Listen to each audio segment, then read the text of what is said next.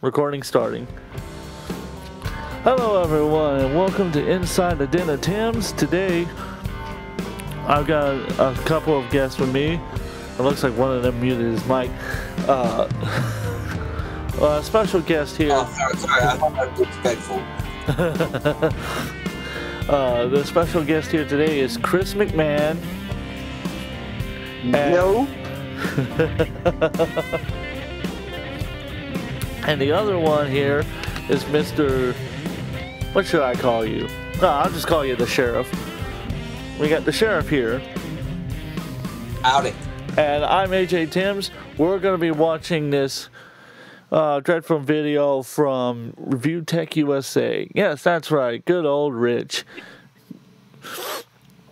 All I'm going to say about the video before we start is that it's a bad retrospective that has no real logical sense, both in the editing and the storyline telling. So, with that, let's start the video.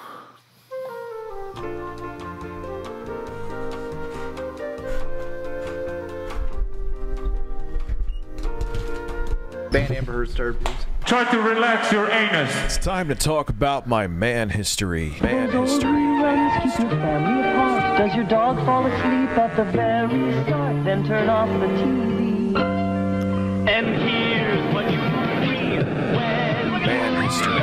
a game from Atari. Have you played Atari today? With an Atari game, a flick of the switch turns your TV set into a playground and your family room into a family room.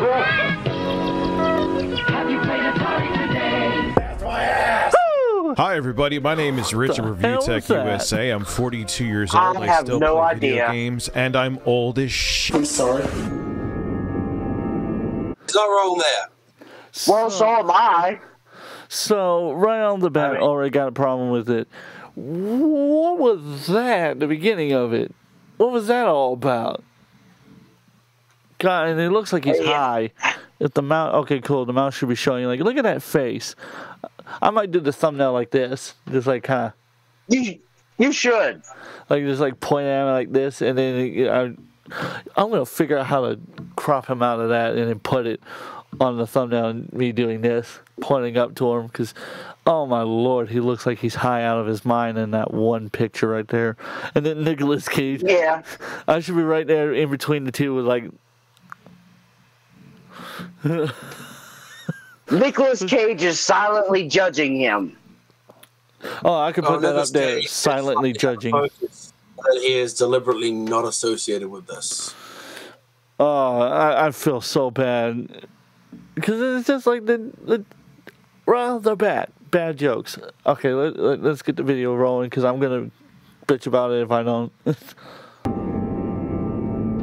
Oh, I forgot about that.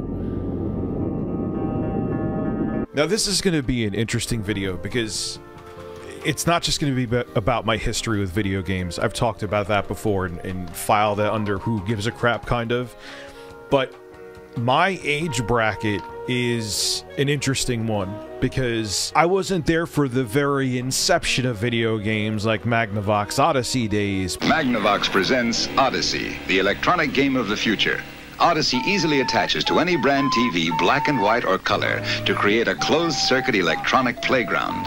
Odyssey gives you all the exciting action of hockey and 11 other challenging play and learning games for the entire family. Like, I can remember the angry Odyssey, video game a new nerd talking dimension for your about this. television. Now at your Magnavox dealer. He's listed in the yellow pages. I was told apparently it wasn't that good.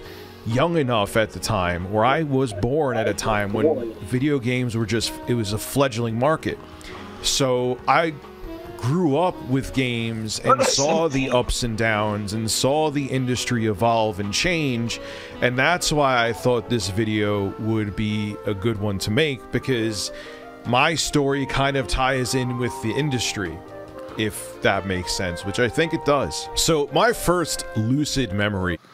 So I'm going to pause it there.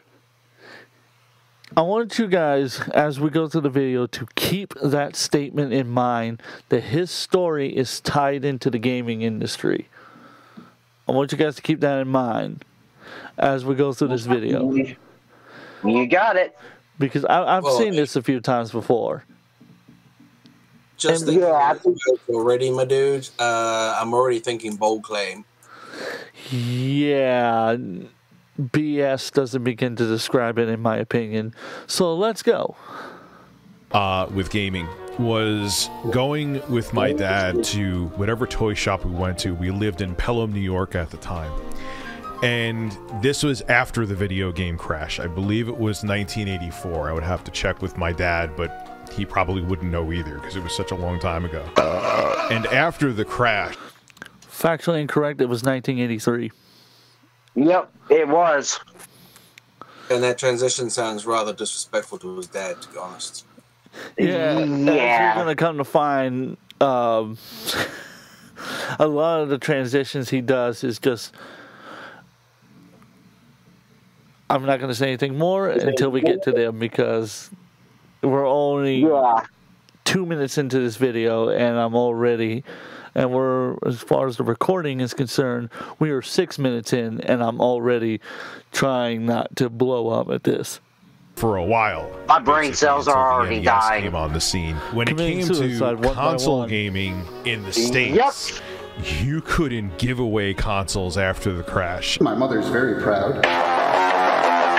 I mean, you had bargain bins of games and ColecoVisions and other hardware because everyone thought gaming was over. Everyone thought it was a gimmick. So my dad, who was having a business meeting with one of his partners, we were driving by this shop and he picked up, it was I guess it was a used ColecoVision. If you own ColecoVision, you already own a powerful state-of-the-art computer that gives you the arcade experience with the newest arcade games like Donkey Kong Jr., Looping, Pepper 2, Time Pilot, Mr. Do, Space Fury, Frontline, arcade controls like Turbo, the Roller Controller, and new Super Action Sports. And soon you'll plug in Atom, the revolutionary ColecoVision family computer module with new super games, keyboard, and printer. ColecoVision, the only system...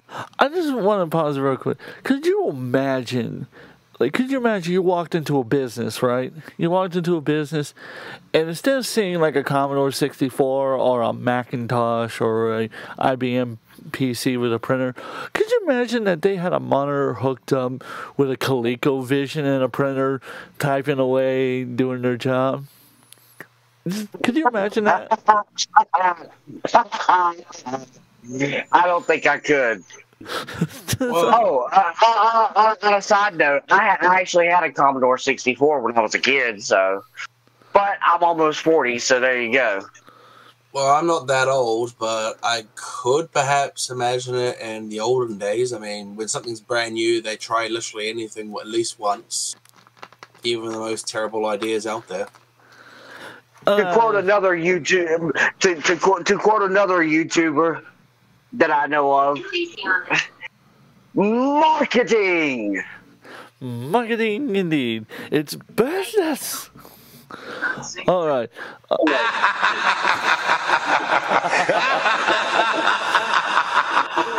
I love the echo. Let's go. I just felt that one. I remember vividly, it was in like they shrink wrapped it. It wasn't in the original. Oh, don't worry, box. I got a couple of new sound bites coming to the Discord. A copy of also, guys, Donkey feel free Kong, to join my Discord. And I just remember being enamored with it. I also remember playing a game on the ColecoVision called it was by Taito called Frontline. Man, the ColecoVision, it actually had a controller pretty much like this.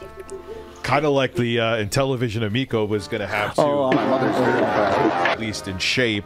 And it had the numbered keypad. That was a thing back in the 80s. And it had zero ergonomics. But I still absolutely love playing games on there. Also, another memory that I have too is with the Atari 2600. But I remember going back and forth between the Coleco and the 2600. And shout out to my dad. He was pirating games before people knew what the hell piracy really was. He actually had a cart that he made where it had a slot on it that you could actually, what he would do is copy the ROMs from Atari games. And he would make a duplicate chip, and he made a cartridge where you could slot in these chips that he would copy from the original game, the ROM, and he had a whole bunch of pirated games. I'm just gonna say this for the record. I don't condone piracy. I believe you should pay for what you want. And I'm also going to say, I don't think I would have ever told anyone. Like, if my father, not saying my father ever did anything like this because he never did. We paid for the stuff that we wanted. I don't think I would ever tell anyone that my father pirated a bunch of games. Well, on the subject of like piracy or whatever, I can understand using something like, say, an emulator especially for, consoles that are getting harder to find because they're so old, like NES, Super Nintendo, Sega Genesis, early consoles, the 16-bit ones and shit like that. But outside of that, no. I'm not okay with piracy. Now, I know you might judge me for saying that, but it's okay. Well, here's the thing, is that, in my opinion, as long as you're using emulators that have properly licensed games to it, or has been properly licensed by the corporations to emulate their stuff, I don't see any problem with it. But if you're just stealing ROMs off the internet from, say, the Pirate Bay, and you get malware, like ransomware, stuff like that, in my opinion, you kind of brought that on yourself. Because, you knew what you were doing, and you set yourself up for it. Well, see, here's the thing, though. I haven't used, Pirate Bay, but I have used, in the past, Emu Paradise. And pretty much every single time I used it, I never got any kind of, malware or anything. Now, I don't know. I want to believe that that's because MU Paradise is, it's not a fishy site or anything like that. So, right. I mean, now one thing I do want to get, and AVGN had it on one of his videos, but I don't remember exactly which one. But it was when he did his Earthbound video. It was on the Super NES Classic or something like that. Now, according to him, and I don't think he would have a reason to lie about it, it has Star Fox 2 on it. Now, I love the original Star Fox, but I've actually played a ROM in the past of Star Fox 2 because, it was never released here. But they did release it on that classic Super NES or whatever it was. I want to get that just so I can play Star Fox 2 again, because Star Fox 2 wasn't bad at all. They took some of the elements from that game and put them in Star Fox 64. What do you think, Sheriff?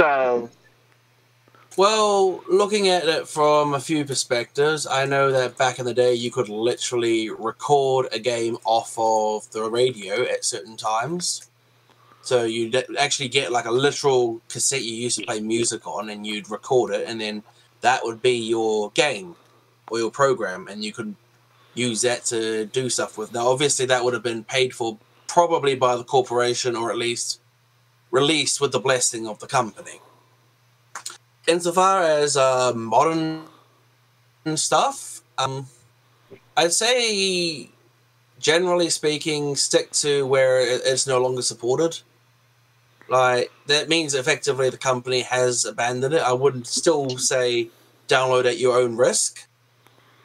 But at the same time, there's nothing like the nostalgia of Pokemon Crystal versus what they're currently releasing, which is nowhere near as good nowadays. Totally understandable. Good old game, absolutely. CD Projekt Red is actually a good solution where companies can make money from it still. And personally, I think companies like Nintendo really need to take notice of this, because the Switch, for example, has all the buttons you need to play a Game Boy Color game. Using the online store, you can buy the game and download it. So, in my opinion, there is no way that Nintendo cannot see that they are literally sitting on the golden mountain that Smog sleeps in. And that is very much a fair enough statement. I don't think there's anything I could add on to that. I think both of you guys nailed it down the head as far as piracy concerned. I'm just stating as like, I don't know if I would have said, oh, my father pirated these games. I just, that kind of sounds like you're setting your father up for some legal action to happen. Well, statute of limitations and... well, there's that. Really, the average Joe doesn't have nearly as much money as someone like who runs Pirate Bay perhaps might have. I mean, to run Pirate Bay, you have to switch server locations at least once in a while every year. Well, the guy, from the video I saw on it real quick, and then we'll continue on. From the video I watched about it, it's a documentary series called Darknet Diaries. It's totally worth watching. Everyone that's listening to this video or watching it should go check them out. Fantastic video series. Documented. The guy was caught, had $20 million in his Mexican mansion, and the website itself had something close to $2 billion worth of content on it. Great. At the time he was caught. So they can take it from him. Pretty much so. Like I said, this sort of comes down to really, A, how litigious is the company. Nintendo, for example, is very litigious, so if you do download a ROM of Pokemon Crystal, please don't tell them and don't tell me because, let's be honest, someone's going to blab. But also, I would recommend that everyone take a look at any video put out about the way Good Old Games on Galaxy actually does the process of obtaining the rights and everything, because you'll find that with all the acquisitions, the sellings, and the collapses of companies, the rights to all of these old games is actually quite difficult, because you'll find one company has bought this massive chunk of another company who somehow owns that part of the soundtrack to the game, whereas the actual rest of the game is owned by another company somewhere else, and you have to get them both to say yes. Yeah.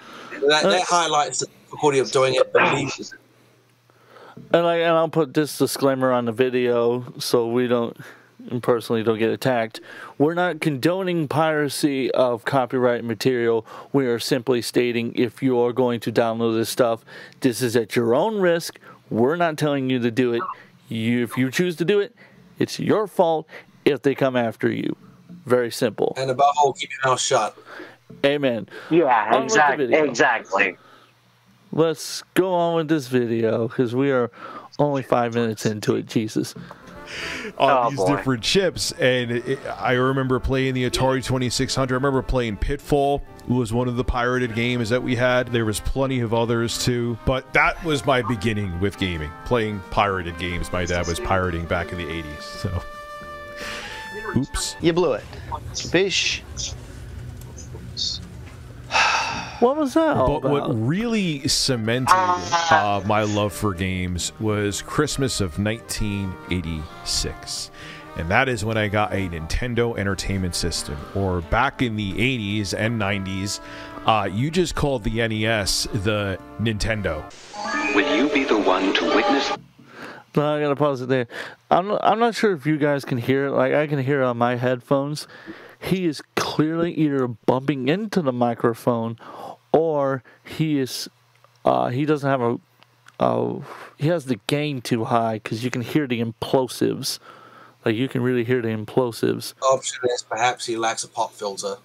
Well, you can see he has a pop filter on. He has the standard one that usually comes with because that is the Shure SM7B. So it's pretty clear that it has that pop filter on it. It normally comes with it. I'm hoping I'm not implosing too bad on this.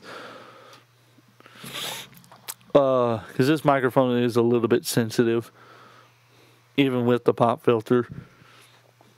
Well, then, be gentle to her, please. She might squeal a little. Yeah, that's what I'm... ha, ha, ha, ha, ha, real funny.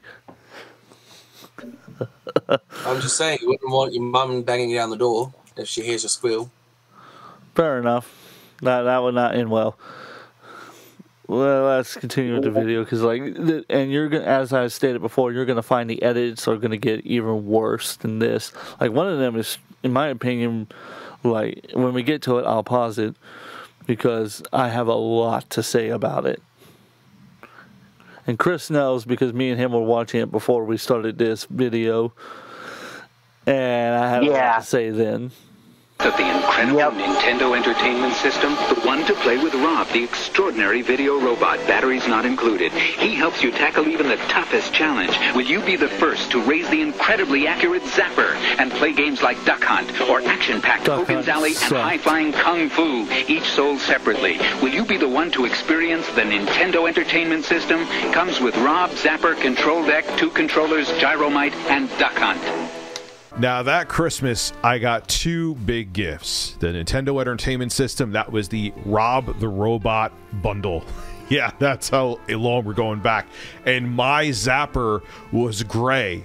Okay, so that's how OG it was, and that's how old I am. And I also got the doll that sang. It actually had a cassette deck in it that was like bleeding edge tech for a doll to have called Teddy Ruxpin.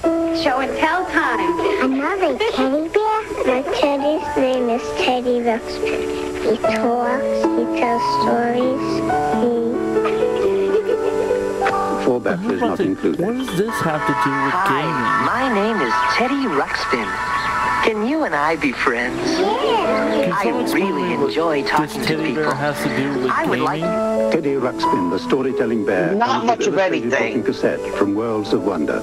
And the tape would have audio, and it also had something on there that would make the mouth move. Needless to say, I got 2 of them. They were broken. I lost interest in 5 minutes and became obsessed with the Nintendo Entertainment System. Not really Rob the Robot, though. I used to actually play Gyromite by just having 2 NES controllers. I was Rob the Robot and was fat with a mullet. Girls.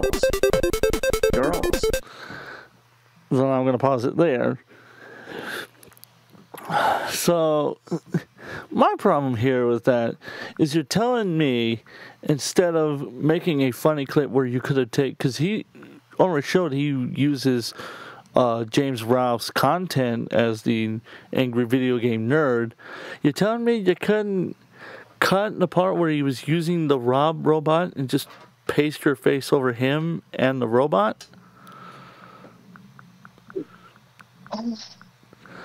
Yeah, I remember. I remember that episode too. That was the Gyromite and Stack Up episode. Yeah, that's what he ended up. That's what he ended up fighting Rob. That was actually pretty cool. But yeah, and see, I want to bring up another thing that's not really relevant to the video itself, but that commercial they showed for Teddy Ruxpin. See, when I was a kid, we were too broke for something like that. At the time, that was too much for us, what it cost. So instead of that, I had my buddy. There were commercials for that all the time, too. And I remember that, even though I was, I don't know, maybe 6 years old at the time. But that's what I had because Teddy Ruxpin was too expensive for my parents at the time. So, like I said, I know that's not relevant. I just wanted to point that out. Not that I expect anybody to care, but that's not the point. Well, I mean, that's a good point. Well, you brought up. Shows how expensive this stuff was for a family to buy at the time. Because, to be fair, my family traveling all the time, my father wrestling, my mother making outfits all the time, they didn't really have the space to buy a lot of the stuff that we have now because we weren't always home. Well, I wasn't around for it because I was born in 1999. And my father wrestled a lot in the 70s and 80s, not so much in the 90s because of his declining health. But that's besides the point. The actual point being is that a lot of the stuff still would have been too expensive and would have been too costly as far as space. Clothes and food was more important than, especially when you're going from hotel to hotel. stuff like that was a massive liability. It sounds like a situation where if you want it, you carry it. Pretty much so. Not saying my mother and father denied my brothers and sister anything. It's just simply space. And even back then, you know, staying at a hotel could be, depending, it's like now, depending on which hotel you go to, it could be expensive as hell. It's not much different now than it was then. Because like a lot of people, you know, like I tell people, you have to understand that like they traveled from here to say Kentucky, and then stay a couple of days and then come back. That wasn't like a trip up there and back just like that. That wasn't the case that often, or especially from Georgia all the way to Texas, and you had to hit each time going to Texas. So, and I'm also going to do a retrospect on my. Well, I should say, excuse me, a biography on my father's career. Stay tuned for that video because that's going up on this channel and the main channel. But that's right. Your dad was the Fabulous Blonde, right? Yes, sir. The Fabulous Blonde, Ken Timms. Apologies, I had to take a drink. So again. You made a perfect point about that. And my point being is, like, why am I looking at a picture of him with his mullet instead of him, like, talking about, like, why isn't there footage of you playing the game, of, like, footage of being a child? Like James and the others did, why didn't you have footage? Exactly. Or at least a picture or something, not just of your high school... excuse me, I'm assuming that's middle school, actually. It's probably middle school from the looks of it. Like, and what's up with the weird song that I think is saying breast? Let me hear it. Girls. No, it's saying girls. Excuse me. What's up with that? That's so weird. And why the zoom in? Like, just weird editing choices that makes no sense. I agree. What do you think, Sheriff? I mean, it's his artistic choice. I'm not going to slag him off for that. I'm just going to say, in my opinion, it doesn't look very good to me. And, you know, I don't know the guy personally, so I'll remain as neutral as I can on this particular issue. But I can say that the mullet certainly has not aged well. Yeah, it kind of looks like I probably shouldn't say too much about the haircut, but it looks off is how I'll phrase it. It looks off. Yeah, it does suit him. I think it's one of those moments where you might like it, but maybe the barber should have said that, you know, why don't you try this? Right. Like, I'm not saying I'm gonna interject here for a second and say that, you know, back when I was like 9, 10 years old, not this is really relevant, but I'm kind of bringing up a mullet. I didn't really have a, well, no, I don't really remember having a mullet, but instead I had a fucking rat tail. Yeah, those tend to not age very well either. I know. Maybe I'll find that picture and then I'll put it on here on the video. Leave Chris alone. Come on. No, it's fine, man. No, that's not. I don't know where that picture is either. I mean, to be completely honest, because I would like to find some of my older pictures because I have older pictures of my hair being cut in the pompadour look. Not quite Elvis. I forget exactly what it's called. It's like a mixture of a pompadour and some other type of haircut.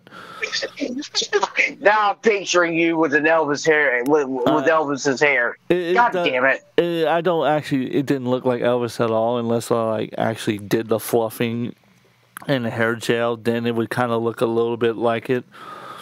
But yeah, I can't see you looking. I'm vintage. Exactly. Well, yeah, remember I was this way you get it. Like 14 or 15 when I had that. It was like 2015, 2016. Just a honka burn of. Thank you very much. Thank you very much. I need to add that to the soundboard. Oh, God, yes. On with the video. Oh, my. I'm going to hate myself at the end of this night. Oh, and I got fired. You're fired. You're fired. I swear, I feel like WWE is going to copyright me for that one. Apparently, they've been getting 8-Bit Eric for using the $1 Million Man theme song. Plus, we're going to get cut out anyway, so you may as well have fun. Yeah. No, I don't plan on cutting any of this out. This is all going up as one raw video. The Nintendo Entertainment System revitalized the industry. It essentially saved console gaming in the States. And in my opinion, even though the crash of 1983 with gaming was a United States thing and a console thing, I really think Nintendo being successful in the States reverberated throughout the world and really helped the gaming industry evolve. So now you have the Nintendo Entertainment System, which was a huge step up from the Atari 2600 and even the Coleco. I'm not going to put it in a bottle and breastfeed it to you. Now I got to pause it again. What was that? Exactly. Well, that made like no sense whatsoever. What do you mean? All respect to the guy, it just doesn't fit. Yeah, exactly. Like, that joke made no sense there. It should have just been him kind of zoning out for a second, being like, I don't know how else to explain it to you, and then cut back to him talking about it. Well, it's like Sheriff said, it didn't fit. It wasn't like he was trying to explain something to you. He did it like the most layman terms, and then and didn't play the joke, because then it would have made sense. But like, oh, the guy doesn't get it, and was like, "What do you want me to do? Breastfeed it to you?" Exactly. But no, he didn't. He didn't explain it, and then he started staring off in outer space, like kind of like what he's doing right now with that. And, I thought he was doing a camel from the the sequels of Star Wars, where he just stares at you at the very end of that first movie of the trilogy, and you're just like, hang on, we've just met you for the first time. There you are, just staring mournfully into the camera, dude. Like, why are you here, sir? It's like this. Wait, hold on. Let me see if I can do it. Now you just look like you're getting a blowjob, man. Damn it. Hand jobs all around. Hand jobs all around. Oh, I'm going to get demonetized for that, too. I was about to say the Coleco Chameleon. And it was a big step. I'm going to pause again. Why the screw... What's his name? I got to... Let me see if I can... Mike Kennedy. My first question, granted I'm not from the States, but... who the hell is Mike Kennedy? I don't even know. I don't either. Let's see if I can. Yeah, like I'm older than you, my bro, and Chris is older than me. So if we can't figure it out, and it must be Mario Brothers balloon fight was fantastic. I had for the NES. I just couldn't get enough of it, and Nintendo on the industry side proved that, yeah, people want consoles. There's an ease of use to just putting a cartridge in a piece of hardware and the game just playing. Now, during this time period, really Nintendo, in a way, had a monopoly on the market. There was the Sega Master System that was a competitor, but Nintendo was top dog. And everyone kind of thought about the Nintendo Entertainment System as this permanent piece of hardware. That's really my point. But I can hear it. It sounds like and there was an interesting clip I'm going to show now where a lot of people didn't understand generations. Our video game industry is hotter than ever this season, and one good reason, Nintendo has introduced some hot new toys. But have things gone a bit too far? This evening, Ken Shockley wraps up a special report on Video Mania. Does this really have to cost this much? Where should the anger be directed? Not at the parents, but at the manufacturer. So it has come to this. Therapy sessions for families whom you could call Nintendependent. The first gaming addicts. Yep. The modern generation started not in the 90s, but in the 80s. Take that, you boomers and Gen Xers. Take it. Take it so hard. It's proof. Proof, I tell you. I don't know. First of all, I just realized something. And the Lord said, it's proof. Honestly, it just kind of feels like this, honestly. Dumbass.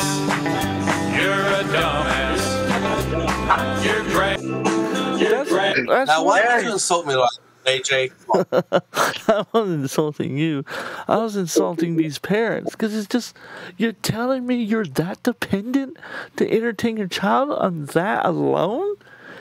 Why not spend more time with them? Parenting a child. I mean, isn't that what they say nowadays? Well, look, I'm not a parent. I'm just going to make that clear. I'm not a parent. I don't have a child. I'm not married or anything like that. But from like the people I know that are parents who have passed on advice to me about that, because I've stated that I've wanted children before, that like hooking to just devices like that isn't necessarily that good for them.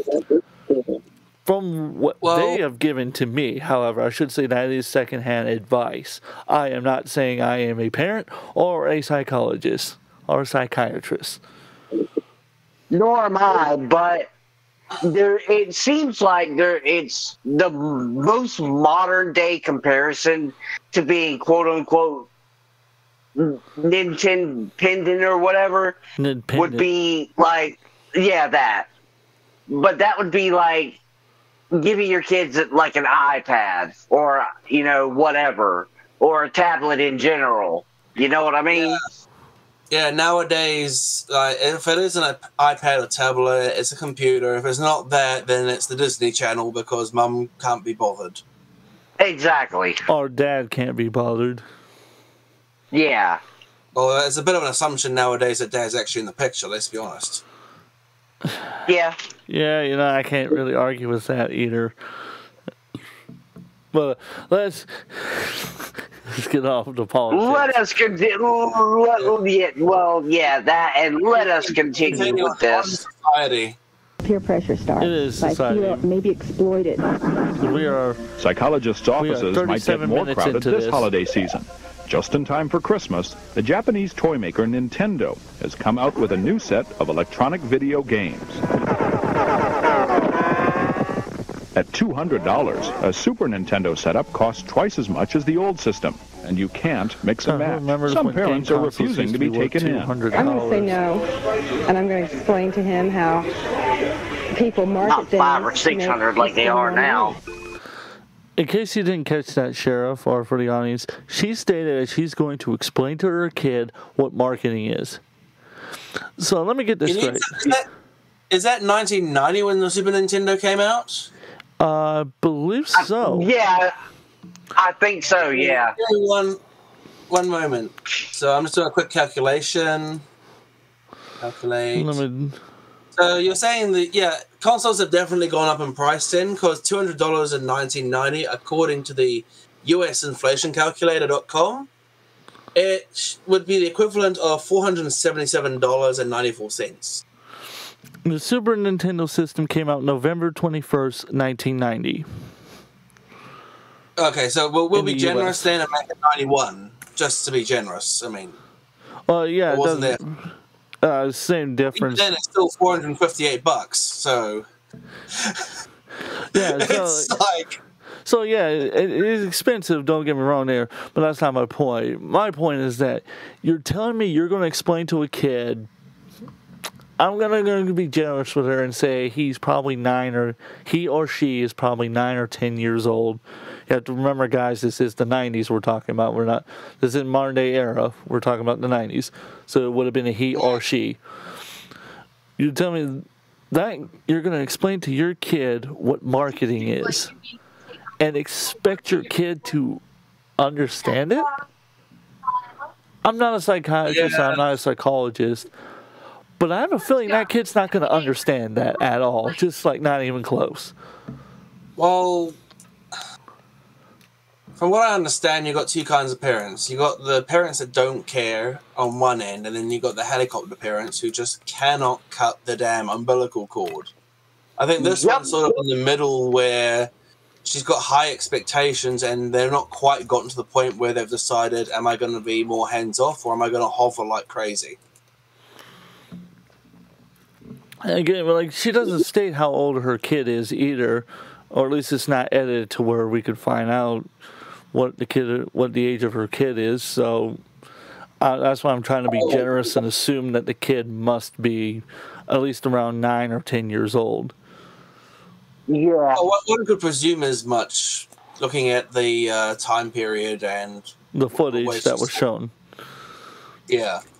But even if they were like 6 to 8, you know, that's still pretty high expectations of a kid who's probably just like, wow, it flashes, that's all I care about. Yeah, it flashes, makes cool noises, and every time I do something, I get to hear a neat sound, and it's got music that I like. Yeah, it literally mirrors the same sort of stuff they put into the casino machines to make them addictive. Pretty much so. Flashes, it makes the music, it makes your eyes and brain go, wow. And then the constant you winning every time, especially on the slot machines. Yeah. Oh no, slot machines have a lower chance of winning than games. Oh, I was saying, like, on the screen it will say it hit this certain line, therefore if you win, when you actually didn't win. I wouldn't know. I avoid gambling like the plague. I was saying because I did some recent studying on modern day slot machines versus older slot machines, like from like the 80s. Yeah, modern ones are definitely skewed in favor of the house. Oh, 10 times harder than the original ones, which is a total shocker. Although I would love to own a vintage slot machine just for the hell of it. Hell, if you want to draw a comparison, fucking mobile games are like that too. Oh, here we go with the WWE. My name's Philip Manell, and I just pulled a Hulk Hogan. Big taints. I love Hulk Hogan's dick and big taints. Oh, that was beautiful. That was great timing. But no, we are not discussing Dark Side Phil here. I mean, we could do that another time. We'll do that. If you're into that, my dude, no judgment. No judgment here. Yeah, no judgment, but that was a pretty damn good joke. Let's keep going.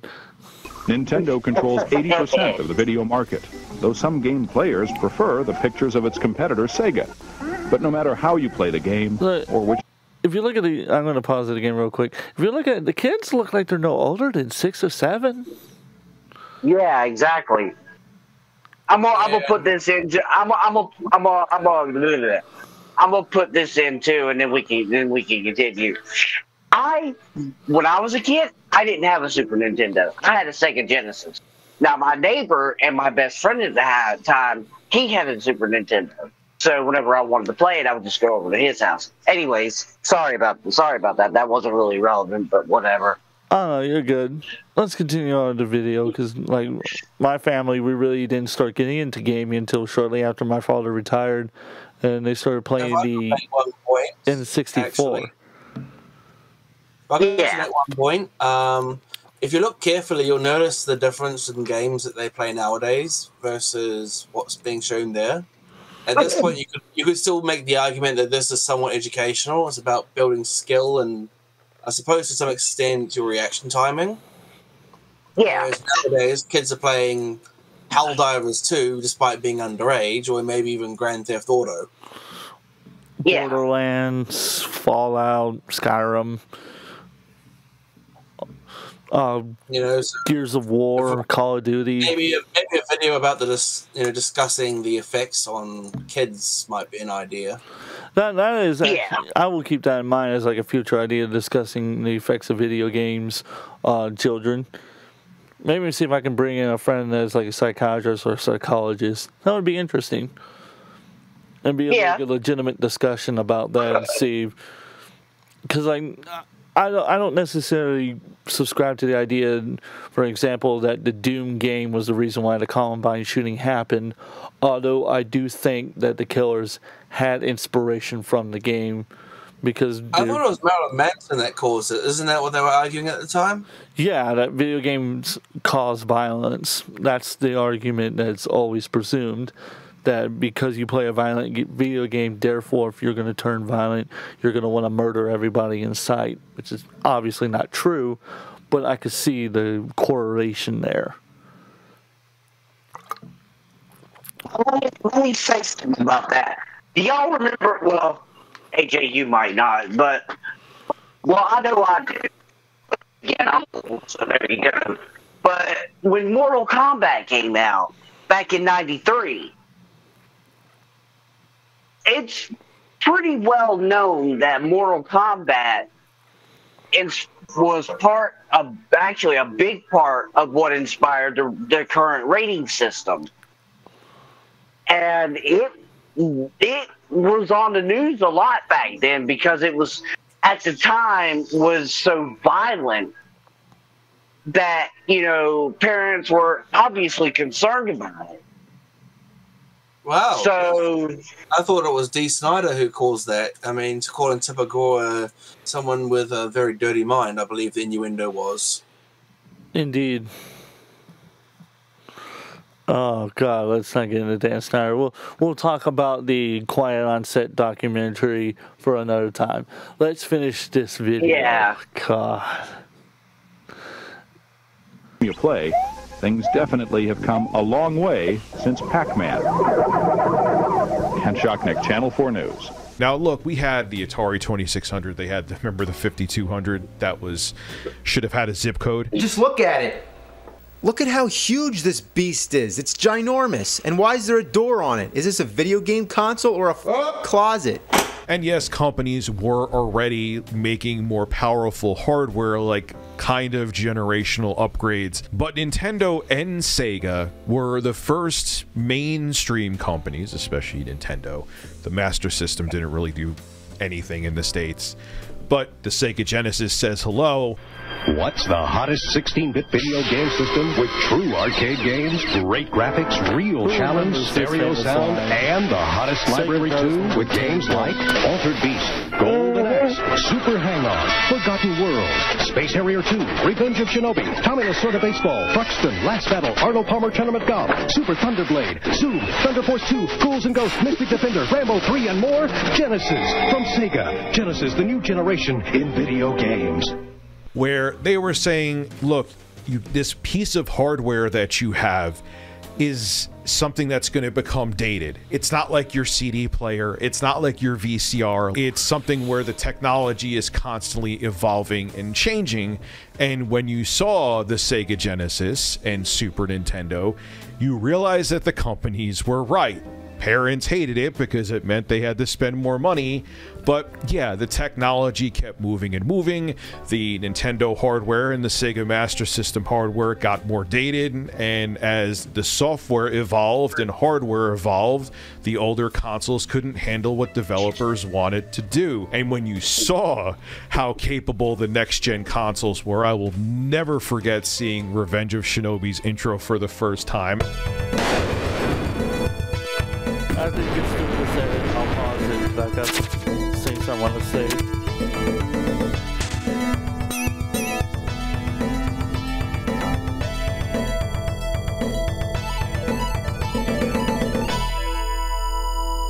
You see that compared to the NES and Sega Master System. I almost crapped my pants when I saw it. And yes, again, I did have a mullet. Breastfeeded. So. Again, unnecessary. Very. My thing is... I get self-roast. I get it. You want to roast yourself and show that you're immune to a bit roasting, but genuinely, sir, poor timing. Poor timing, I think. You don't need it right now. Yeah, no, there was no point in that. It should have been going... And no, there wasn't. What Nintendo had, like, cut back to the video he was talking about with the parents not understanding video games. While he was talking about it, like, now... look at this, and you go, yeah, I could see why people wanted the Genesis more, because it could do a lot more. I'm like, there was a reason why they had that famous slogan, Sega does what Nintendo don't. That right there would have made a lot of sense. This is what I was talking about with the editing. It's stupid because it's not funny. What's funny about that? Nothing. There was nothing funny about it. In other circumstances, that joke, or like even if he was doing this as a live stream, that joke would have been funny.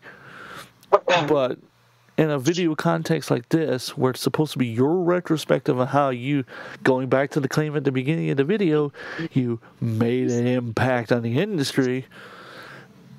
How does that make me believe that you made an impact? I just have to ask, what relevance does the picture have in this instance? A side-by-side comparison of what he's talking about would have made more sense. You know, as you just said, the tagline was, Sega does what Nintendo don't. So, what does that look like? That's my first question. Right. So how am I supposed to understand? Because he didn't say the famous phrasing. He talked about Sega doing what Nintendo didn't do. So, and you stated right there, where's the comparison? How am I...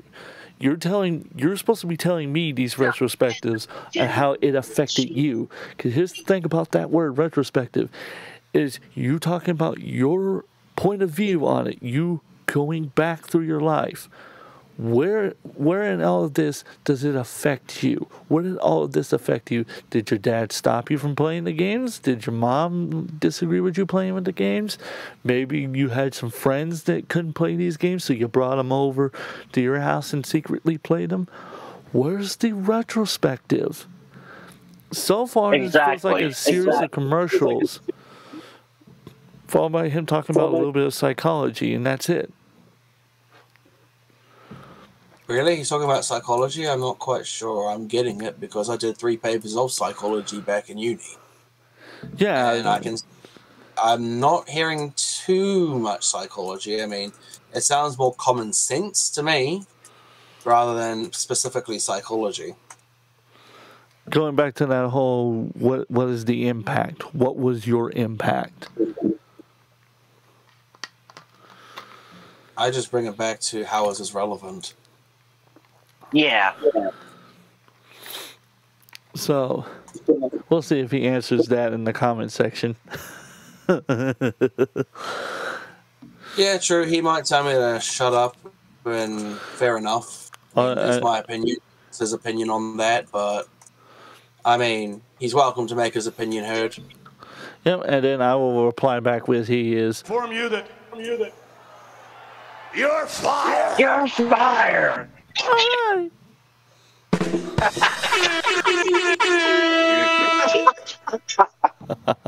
Let's keep going. Oh. Yeah, breastfeeded. But it was interesting at the time. The companies knew that they had to sell on horsepower, or they thought that the consumer wanted to be sold on horsepower. If you really think about it, look at the marketing back then. 16-bit. The original Sega Genesis, the Model 1, I actually have one right over there. Why don't I go get it? Why am I being a fat, lazy bastard? I'll be right back. We looked at the logs. Shout out to DK. Boss finally appeared too. He finally said it. Why doesn't he just get it? Like, exactly. What? Show us an example, please. I mean, if I was to compare this to SMG Sound Studios videos, the presenter there will get the thing and show you, what does it look like? What are we looking at here? He'll even make an A/B recording. Sometimes he'll roast you for it too, for not having your own A/B recording. But he will do the legwork.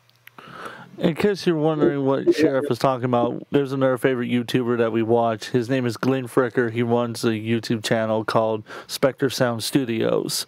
And he does a lot of A/B recordings because he's an audio and video engineer. And you bring up a great point. He does a lot of A/B comparisons.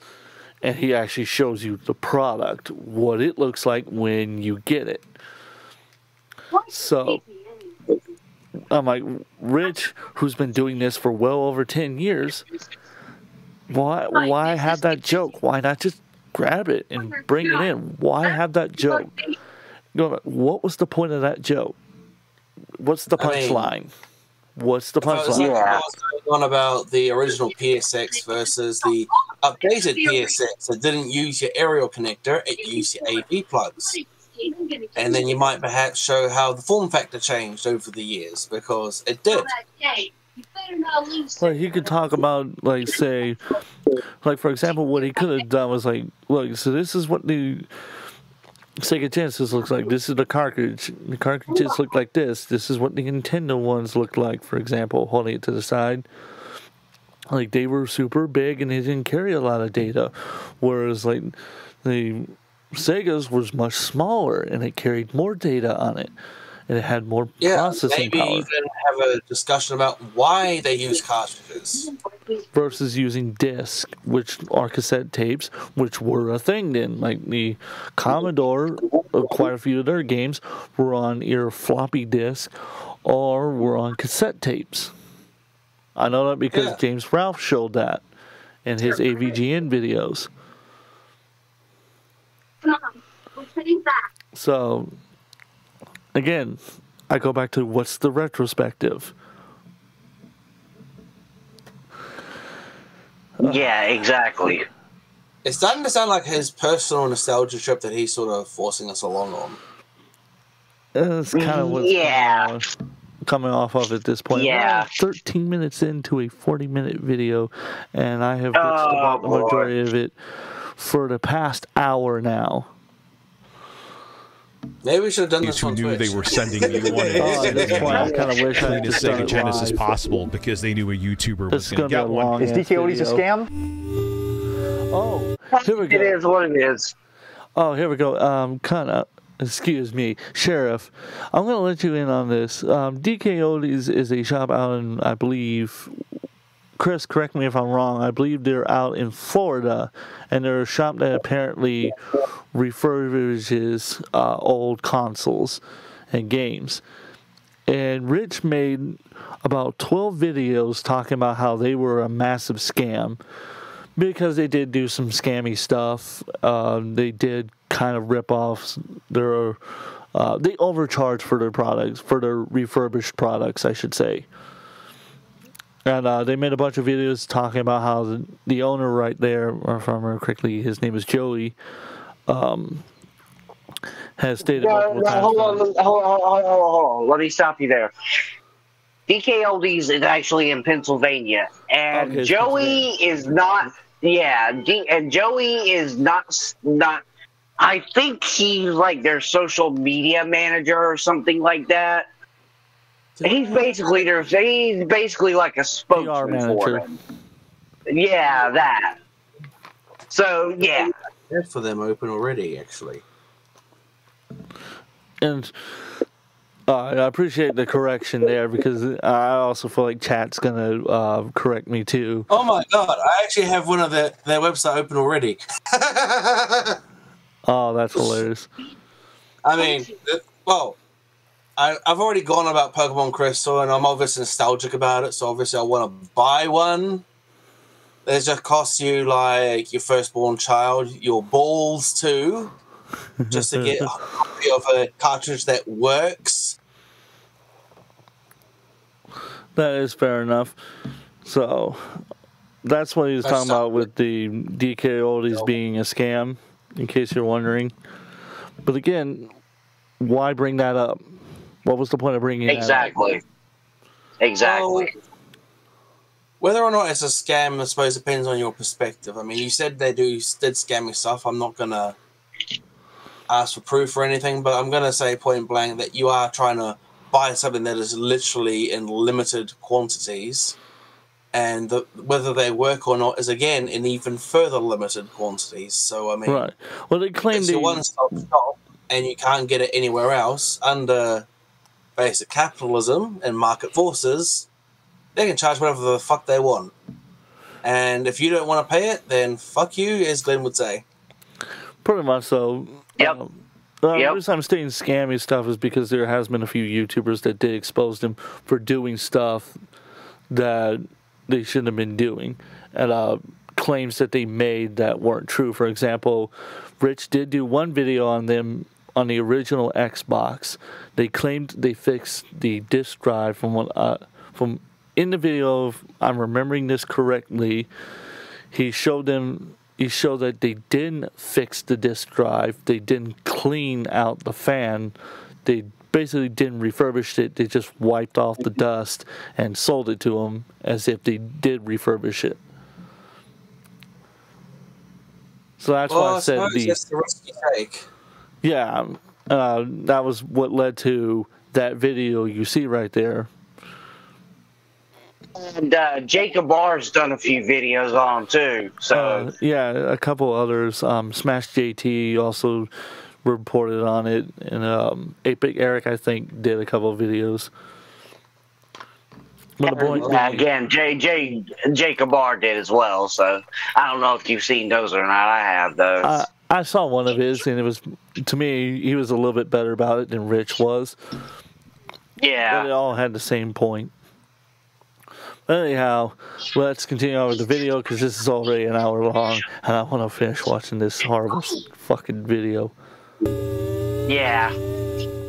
No. But look at the flex here. It was about processing power, and this was the marketing gimmick.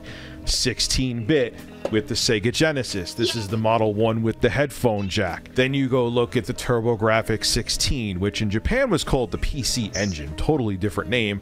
But again, it included 16-bit because everyone knew the older consoles' processors were 8-bit processors. The Z80 was in the Sega Master System. The Nintendo Entertainment System had the 6502 processor. So virtually all the consumers, or 98% of them, had no idea what bits were, but they did know 16 is a bigger number than 8, and then you would see commercials from NEC for the TurboGrafx 16 showing.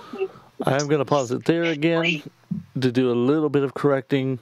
Most consumers wouldn't necessarily understand it, but the little more tech savvy at that time would have understood the 8-bit was more of a representative on the color range and aspect that the consoles could produce. For example, the NES could produce, from what I understand, it was like 256 colors, and then the Super Nintendo could do double that because it had the processor had a higher clock speed, had more RAM, so the system could run quicker.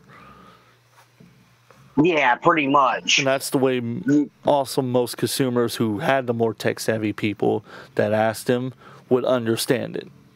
I'm not saying that's necessarily true, but that's from what I've read and I've heard.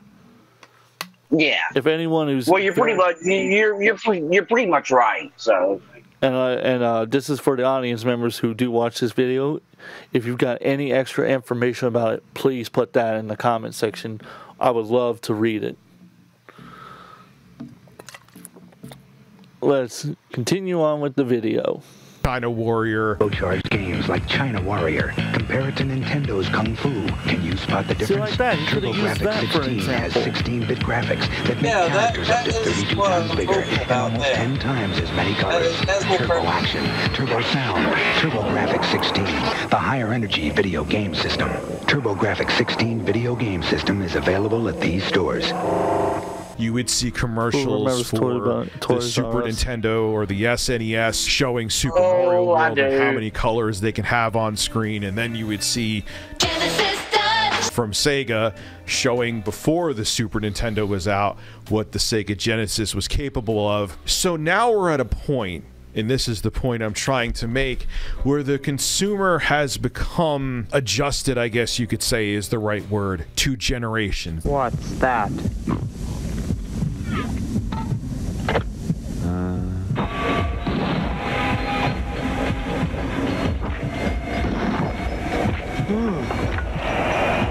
Optic nerve, this is the brain. What's going on down there? The eardrum's going up! Go get help! We're having a breakdown, we're having a breakdown, we're having a breakdown, we're having a breakdown, we're having a breakdown.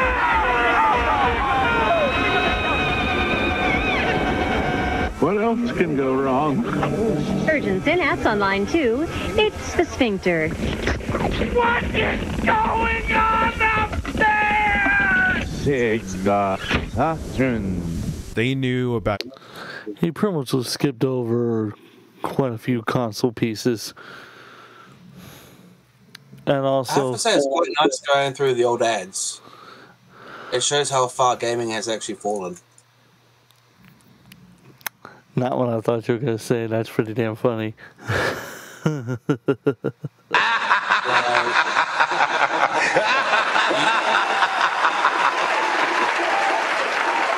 You used to actually have pretty, what's the term? Pretty creative marketing once upon a time.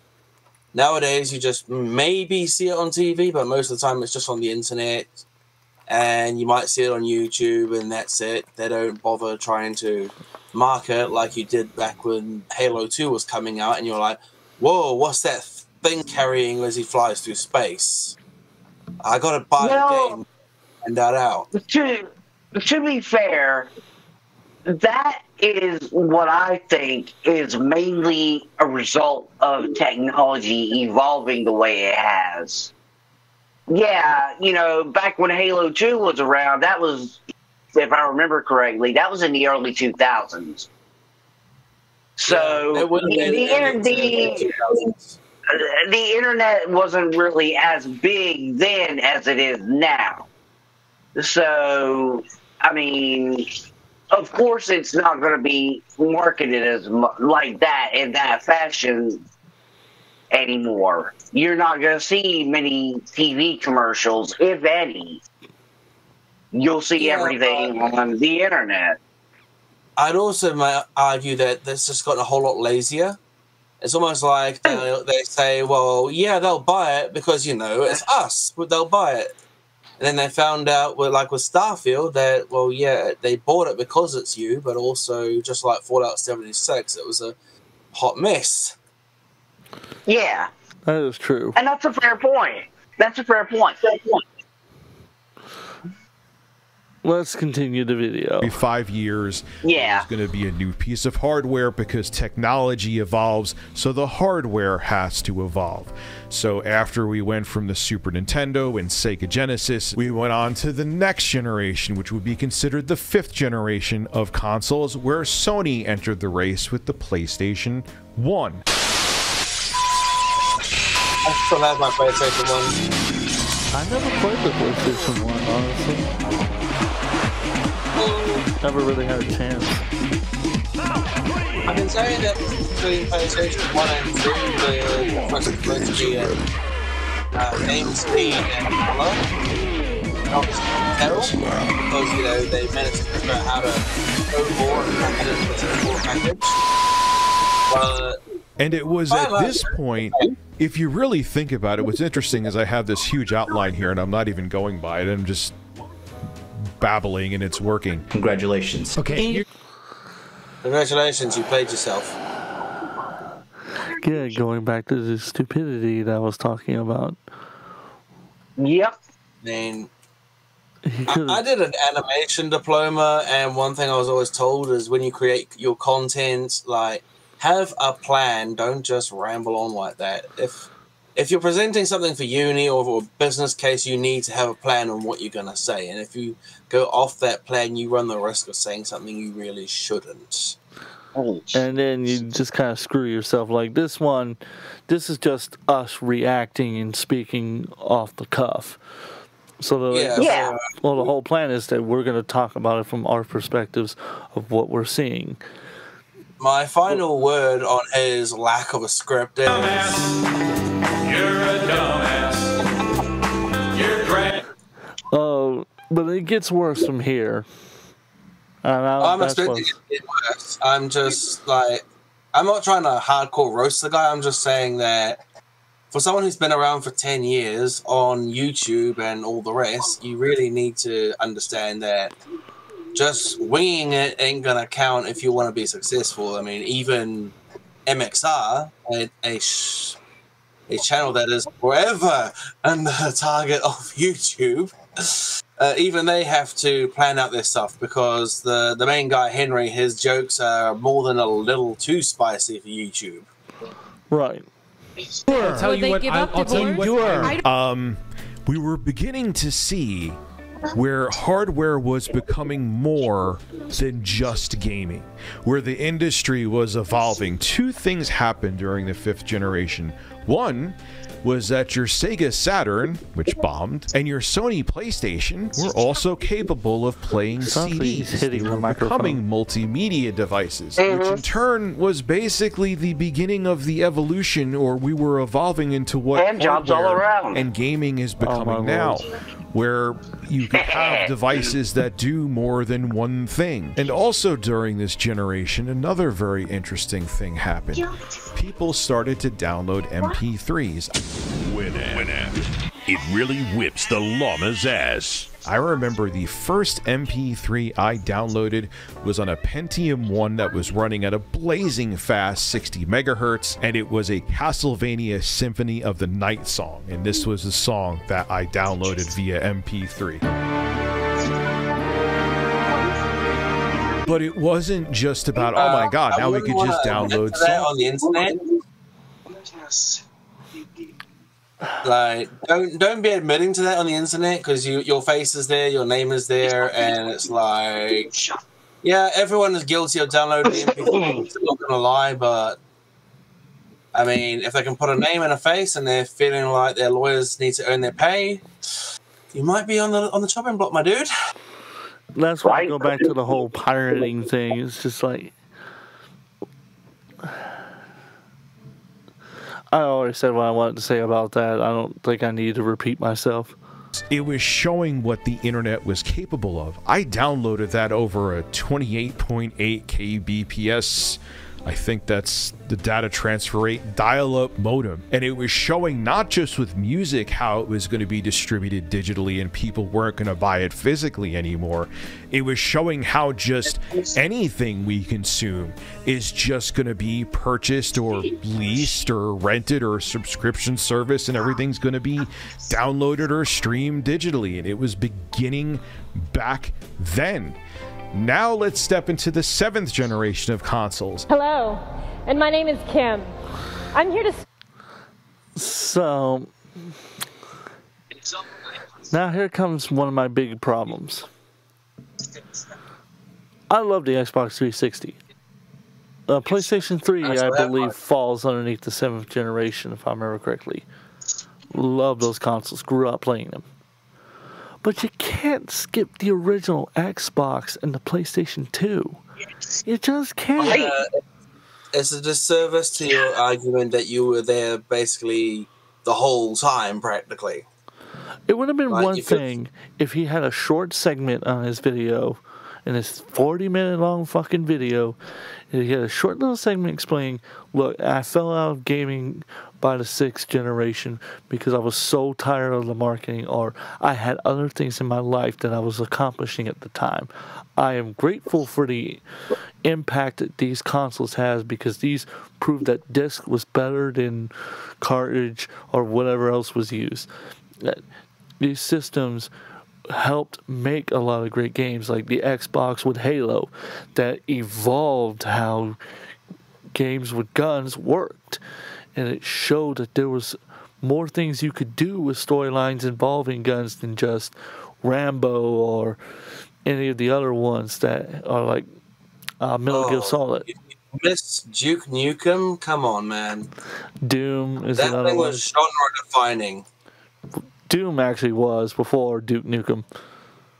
Oh yeah, Doom basically created the genre, but I'm just saying Duke Nukem... What created it was Wolfenstein. Doom submitted it, and then Duke Nukem pretty much will ensure that it would stay around. And I have to say that the sequel actually wasn't too bad, all things considered, despite the decades-long wait. Yeah. Well, we'll get into that when we watch a video about it later, because I would love to do commentaries on videos like that. But anyhow, I just want... Let's continue. Yeah. Well, I'll finish what I'm going to say, and then we continue. Yeah. My point is, it's very disrespectful, in my opinion, to not include those consoles, or at least give them a brief mention. Because there's no real mention. He just jumped over it, and that was stupid, in my opinion. And see, here's something I want to bring up. Does he not remember or realize that the PlayStation 2 itself was pretty much the best-selling console of all time because it was that fucking good? Yeah. I mean, if you think about PlayStation 2, there were games like, let's see, was it Final Fantasy 12? Final Fantasy 12 was on there. Yeah, that and Final Fantasy 11, which, if I understand correctly, Final Fantasy 11 still does have some kind of player base, even though Final Fantasy 14 has been out for however many years it's been out. And another game for the PS2, or rather series of games, that was actually important to me personally was the Xenosaga trilogy. And to this day, I still do not understand why Sony will not at least put the Xenosaga trilogy on PlayStation Plus and make it downloadable or whatever.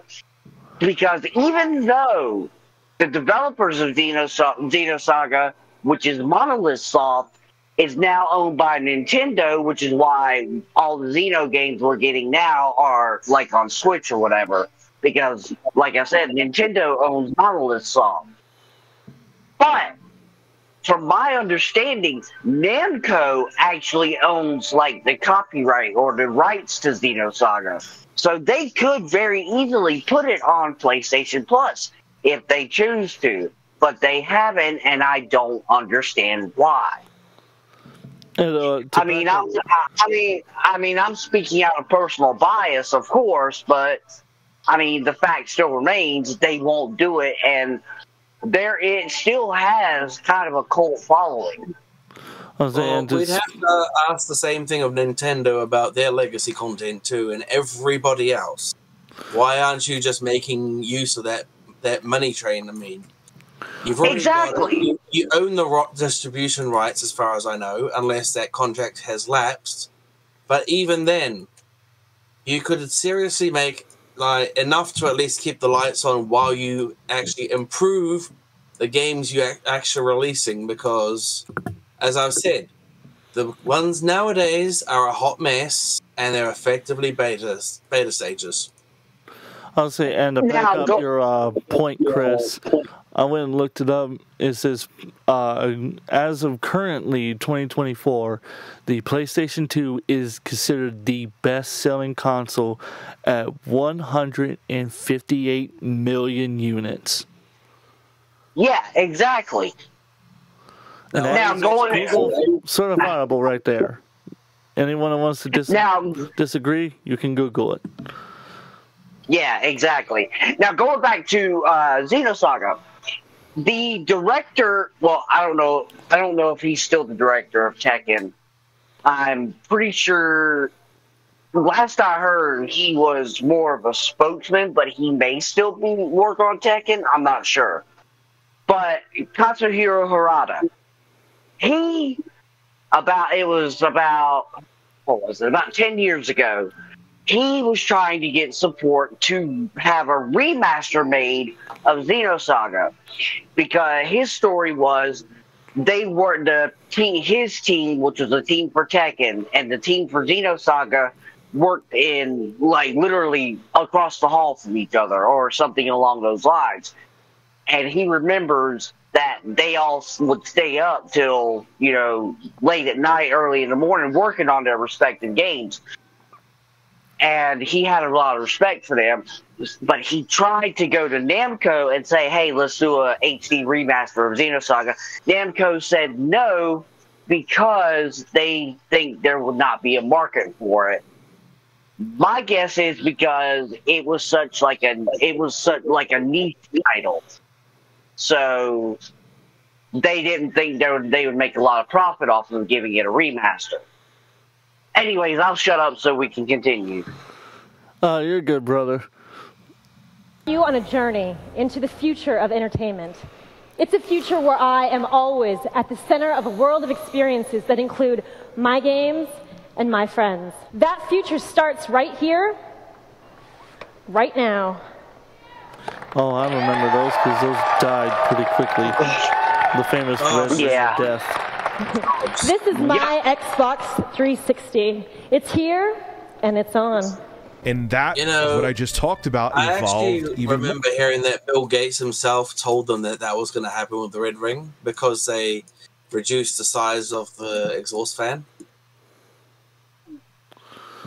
Yeah, I've heard similar rumors, but I don't know if it's true. I don't know if it's true, but to me, it's a pretty cool piece of lore.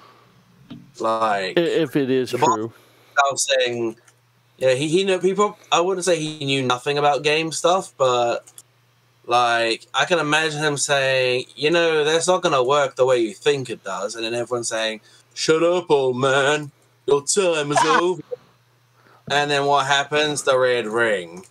And you could almost imagine sitting there with all his billions saying, well, I might be just an old billionaire, but I do know something about thermodynamics. Considering him and Steve Jobs came out of similar colleges and had similar degrees. Well, except I don't think Steve Jobs finished, though. I believe Bill Gates did. No, I recall Bill Gates was also a dropout from memory. I could be wrong, though, but... If people in the chat of the YouTube video want to correct us, or if I can remember to look it up, I will put it in the description or in a pinned comment. But let's finish the video because we got about another. Let's see, it's 39 minutes. We're 19 minutes in, so about 20 minutes. Yeah, about 20. With your PlayStation 3, especially throughout the generation, with your 360, especially throughout the generation, they weren't just simply devices that played games where you popped a disc in. Sony was flexing with the PlayStation 3 that not only were you getting the most powerful gaming console of the generation, you were also getting the most affordable, in the beginning, Blu-ray player. So the PlayStation 3 was meant from inception. They thought they were going to have the same thing happen with the PlayStation 2. A lot of people bought the PlayStation 2 just to play DVDs on it. They thought the same thing was going to happen with the PlayStation 3 with Blu-ray. Blu-ray did win out, but it didn't take over like DVD did, because at this time, leading into what I'm really getting into here, people were moving on to downloading and streaming music even back then, so Blu-ray never had the same impact. But getting back to the hardware, your PS3, your 360, even the Wii had Netflix on it. They were becoming devices that weren't just simply consoles. They were entertainment media hubs and basically PCs. Now what's funny is this is actually the 7th generation, I mean to say, was the generation that actually got me back into gaming in my late 20s. I remember getting a tax return from, I was working a relatively new job, or very new job, and I'm like, you know what? I saw the commercial for Gears of War. You remember that commercial? I can't really play it. Here's the part coming up. Or maybe I will, and I'll put my own music over it. I'll let it play through, and then you'll see why I'm pissed about this in a minute.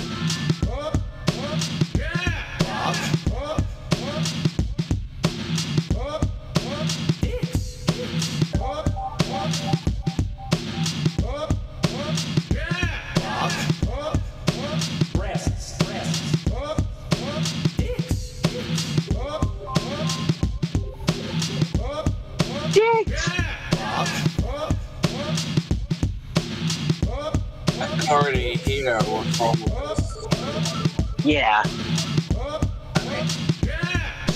My immediate criticism is that this does not fit.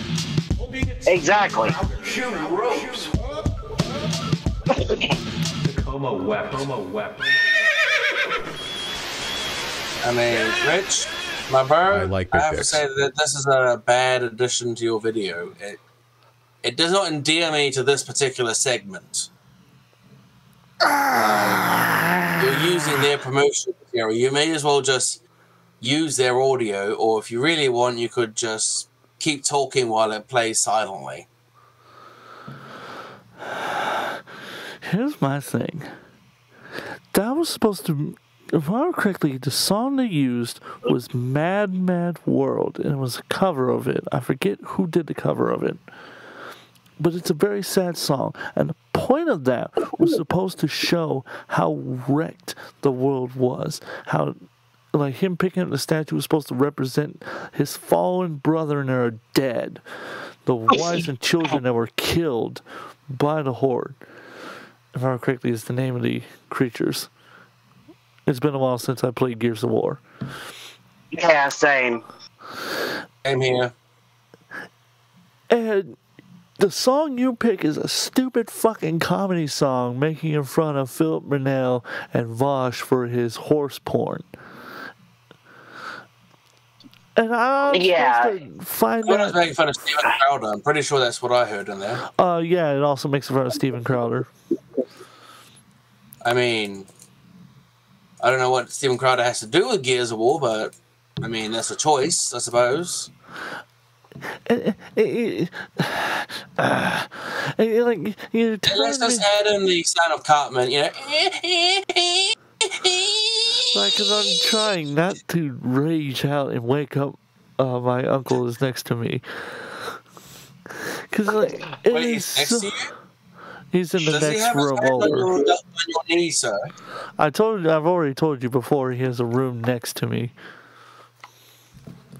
No, you just got me concerned. I mean, if your uncle's right beside you, I'm worried he has his hand on your knee. Fuck no.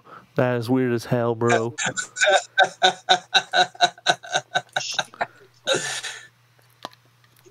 Oh, damn, I'm out of Coke. Anyhow, my thing is that why not play a remix? Why not pick a different song that's sad, that actually fits with the advertisement? Why in the fuck did you pick a stupid fucking comedy song to wreck one of the greatest commercials for gaming, period? Like, I remember this commercial. It blew my fucking mind when I saw it. And you pick a stupid fucking song for it? I'm going to quote Philip Burnell on this one, and people are probably going to hate me for quoting this one. But Chris, I think you know where this line comes from. Are you a functional retard? I have to ask. Yeah, I know what you're talking about. I just don't understand. It makes no fucking sense. It really doesn't. Let's keep going, because I'm going to rage about it more if I keep staring at this. I'm like, man. Yeah, go ahead. It's cool. Whoa. That's cool. So I went out and bought that 360, and I bought Gears of War, and I remember that was the first time I saw an HD game, and I almost crapped my pants. And another thing I did, seeing the all-digital future that we're going into, I bought Martin Scorsese's The Departed and downloaded it to the Xbox 360 hard drive and watched it.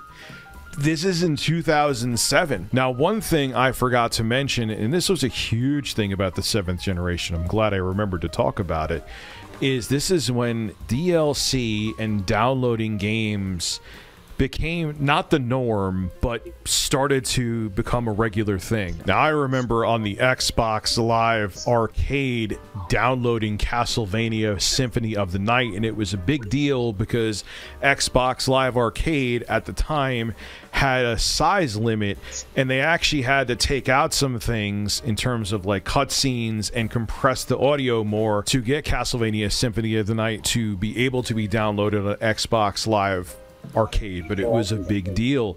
And thinking back on that now, it was like the moment when I downloaded an MP3 during the 5th generation of consoles on my PC. I started to see where we were going in the future when I downloaded Castlevania. Now, this started in the 6th generation, but it really ramped up during the 7th generation. If you remember with the original Xbox, that's when Microsoft introduced Xbox Live. So now this is where I gotta bring up a point that a friend of mine, Chris, you know who I'm talking about. Her name is Robo. Yeah. She was talking about it to us before we did this video, and she was talking about how he was jumping all over the place. You could really see it right there where he's just jumping all over the place. Exactly. Why didn't you talk about the it's going back to what I said earlier, so I'll just go ahead and repeat myself one more time. Why didn't you do a segment about the 6th generation and then roll into the 7th generation? And then a little bit in between, reference the 6th generation versus the 7th, explaining how each compared to each other and how they rolled into each other. Yeah. Like a side-by-side comparison would be cool too. Yeah, but in this video took them 3 months, I think is how long it took him to make. Wasn't it like 3 months, Chris? Because he kept saying he had to delay it over and over and over again. Something like that, yeah. I think he should have delayed it another month and worked on it just a little bit more, maybe gotten some feedback before he released it. Instead of just him watching it once through and then deciding, oh, well, it's good enough. I mean, unbelievable. I'll say it's his decision, but if you want to be on the tube of you for a long time and actually remain relevant, you need to plan ahead for this sort of stuff. Right. Yep. How is your product? Apologies. We are an hour and 30 minutes in. Let's try to get through the most of this, and then we're going to wrap it up. Because I don't really care about it. I'll probably skip to the end shortly.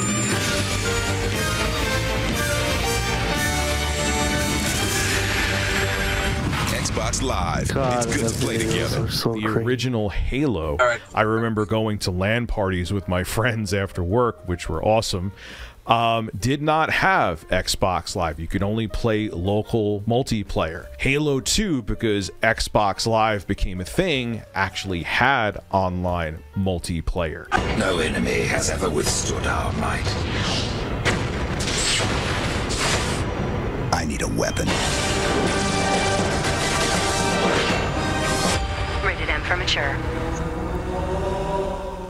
And that's another thing we saw begin to happen. And it's interesting in the beginning how it's just like, wow, this is so... Like, I couldn't wrap my mind playing SOCOM 2 on the PlayStation 2 that I'm playing with people that could be on the other side of the world. I mean, now it's like, okay, Rich, what's the big deal? But back then, back in the early 2000s, that was something that just blew your mind. I remember playing Lord of the Rings Return of the King, which had online co-op with some kid, and he told me that I sucked. That's a true story. I'm like, man, the internet's awesome. Online gaming is awesome. Lord, if I only knew what I was in store for. Flashback.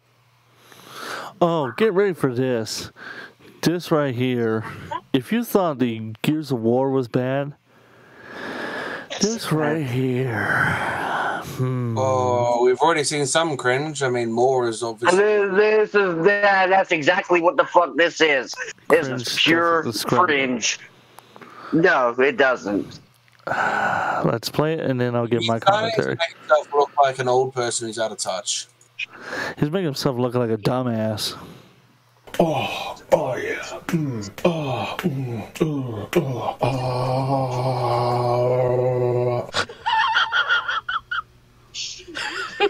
Nah, he should have gone for what's his face from Spider-Man.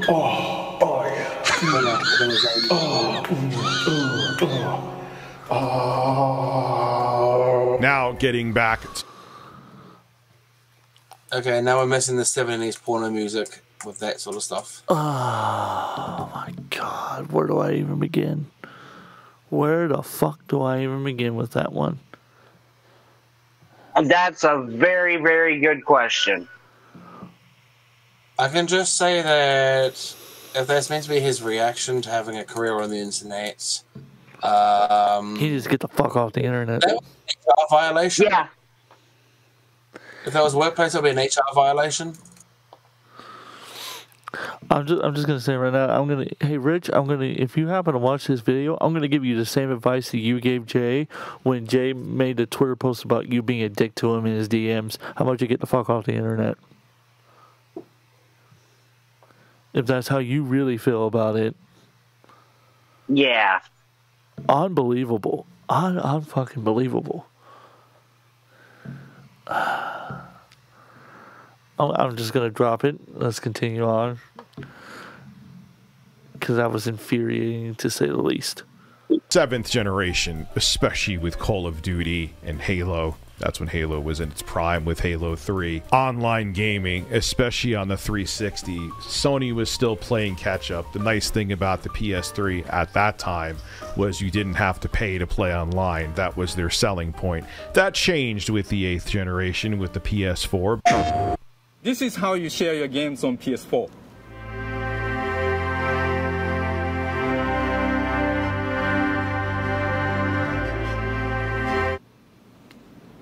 Thanks.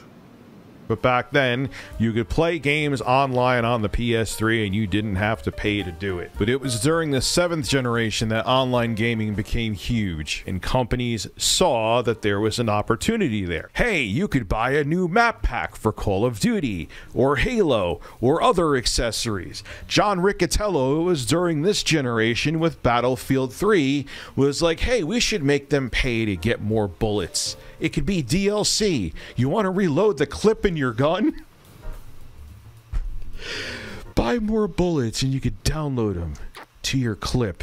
Think about that. It's substantially digital revenues or microtransactions. When you are 6 hours into playing Battlefield and you run out of ammo in your clip and we ask you for $1 to reload, you're really not very price sensitive at that point in time. And for what it's worth, the cogs on the clip really low. And so essentially what ends up happening, and the reason the play first, pay later model works so nicely, is the consumer gets engaged in a property. They might spend 10, 20, 30, 50 hours on the game. And then when they're deep into the game, they're well invested in it. We're not gouging, but we're charging. He's a piece of trash. Yeah, yeah. I spent about $5,000 calendar year to date doing just this thing. This is why EA is a joke nowadays. Amen. Readily attest to how well it works. Such a piece of trash. I'm so glad they got fired. Yeah, you ain't the only one. And I remember during this time, and I thought it... Pause real quick. I think he's working Ubisoft now. I could be wrong. And that might explain why they're a joke. I happen to like some of the stuff Ubisoft makes, and I really hope that he isn't with them, because I would have to double check that. A couple of my favorite fucking titles. Indeed. And speaking and concept.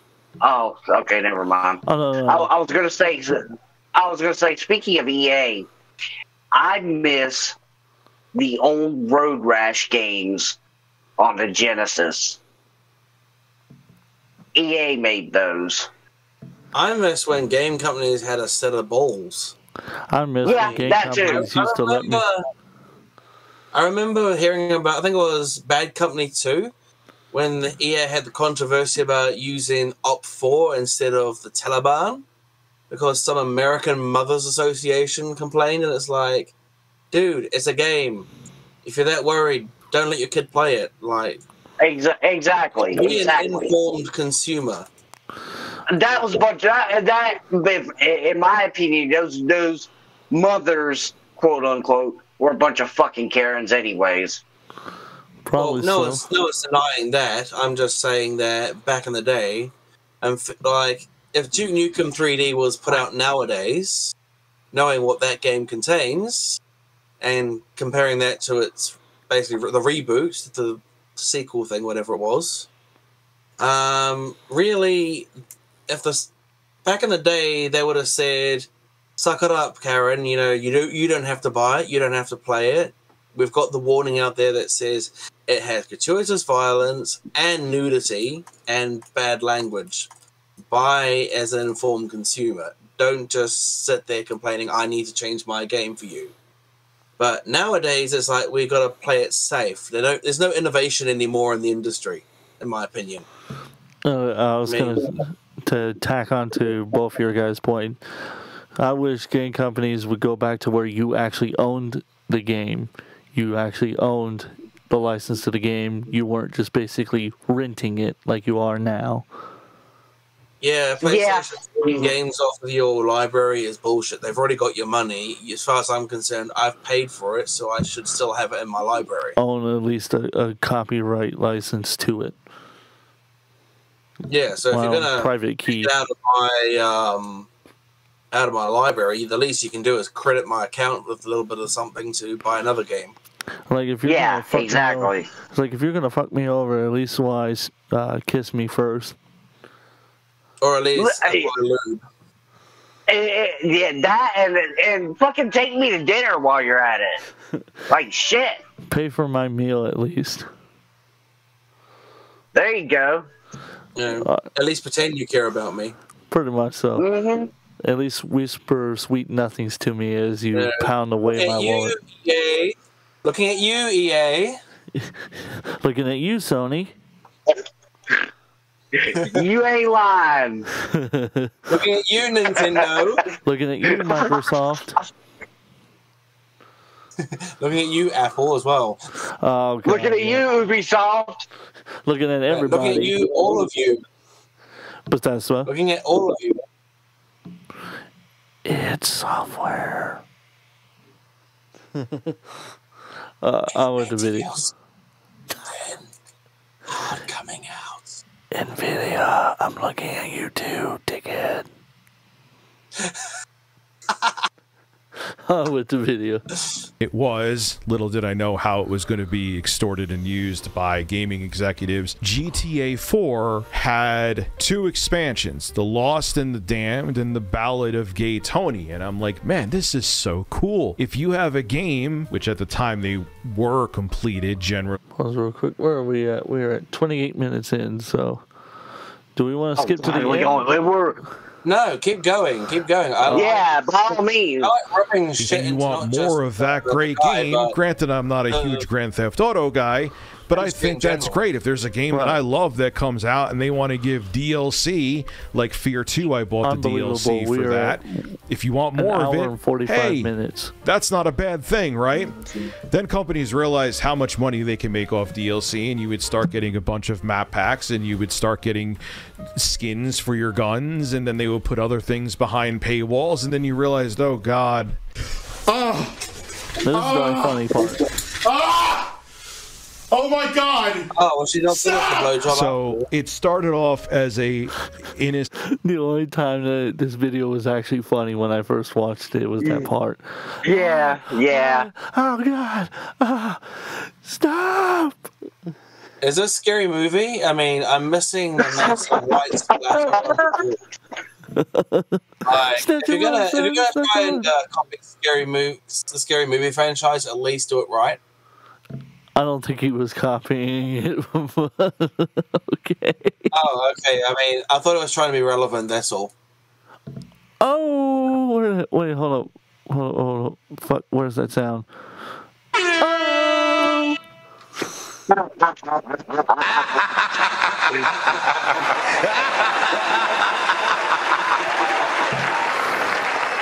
That was a mega. Yeah, that's me. No. On with the video. Hold up, wrong button. On with the video. Nice concept. And of course, corporate greed made it slowly slide downhill, which kind of sort of leads us to today. And it's also, things are changing too from a hardware perspective. We're in very weird times. Now let's go over to the 8th generation of consoles. TV experience. TV and movies. TV. Xbox. Watch TV. TV. Of course, to play the prices right. TV. Watch TV. TV remote. TV experience. TV. Sports TV. Anybody? It sounded like you're saying titty. Yeah, it does. It sounded like you're saying titty. My initial criticism of this particular Xbox promo is that if I wanted to watch TV, I wouldn't have to buy a damn console to watch TV. Yeah, and cable box. You know, we have cable boxes, we have satellite TV, we You had have Roku the TV. Well, see, you had Roku TV at this point. You also had Chromecast, and you also have Fire by Amazon. Yeah, so really, we don't need consoles that are trying to bring us back to what we already have. Like, I get you're trying to sell condoms to a monk, but seriously, the monk's already with God. You don't need to sell God to the monk. You just need to sell him on the fact that that wine is so good that he needs to keep drinking it. Pretty much so. No. One of the big things we saw there, not Sony really, but Microsoft, Sony later on started to with like Horizon Zero Dawn, where they were like, yeah, we want our games everywhere. Gears 4 will also be one of the first titles in the new Xbox program, Xbox Play Anywhere. This icon means when you buy the game digitally, you get to own it and play it on both Xbox One and Windows 10 PC.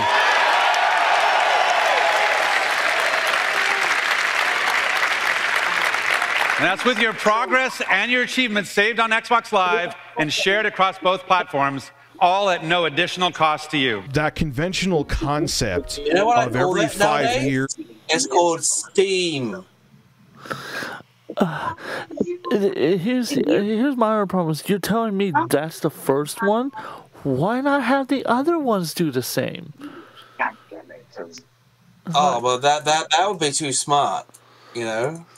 Or maybe they won't make enough money off of it. I mean, I'm still waiting for Halo 3 to come to PC. I mean, Halo 1 and 2 on PC was epic. I loved it, but they couldn't do Halo 3, apparently. Yeah, apparently. You need a new piece of hardware, and games for consoles were only on consoles, and games for handhelds were only handheld games. Yeah, we're going to muddy the waters there. Oh, I swear. You could play our games on your PC. And it was like, wait, you're de-incentivizing people from buying your hardware? And there's still a valid argument to be made. Like, if I could get these games everywhere, why should I buy your hardware? But I think Microsoft did see that we were going towards games as a service future, and they were right. Now look what Sony's doing. They just announced that Ghost of Tsushima is coming to PC. And it was also during the 8th generation, even though it's kind of Nintendo's 9th generation console. Forgot to talk about the Wii U. The Wii U was a bomb. There you go. That's the Wii U. Oh yeah! The Macho Man's gonna eat your ass! What? I forgot about that. I'm sure so did Rich. Okay, so I feel like the Wii U deserves a little bit of respect because it was an interesting concept at the time that a lot of consoles, the PlayStation 5, is using now. Yeah. Without the Wii U, we wouldn't have the Switch. I will accept that much, but at the same time, it was trying to be a handheld, and it was trying to be a television console at the same time. Sometimes you got to stay in your lane. It was an interesting concept at the time. It's just, in my opinion, and we're going to move on after this, unless Chris wants to add on to, in my opinion, it was poorly executed. Great idea, but it was just poorly executed. Does Chris want to add on to that, or do we wish to move forward with this horrible video? The Switch was okay. We're talking about the Wii U. Oh, okay. Switch in comparison. Oh, okay.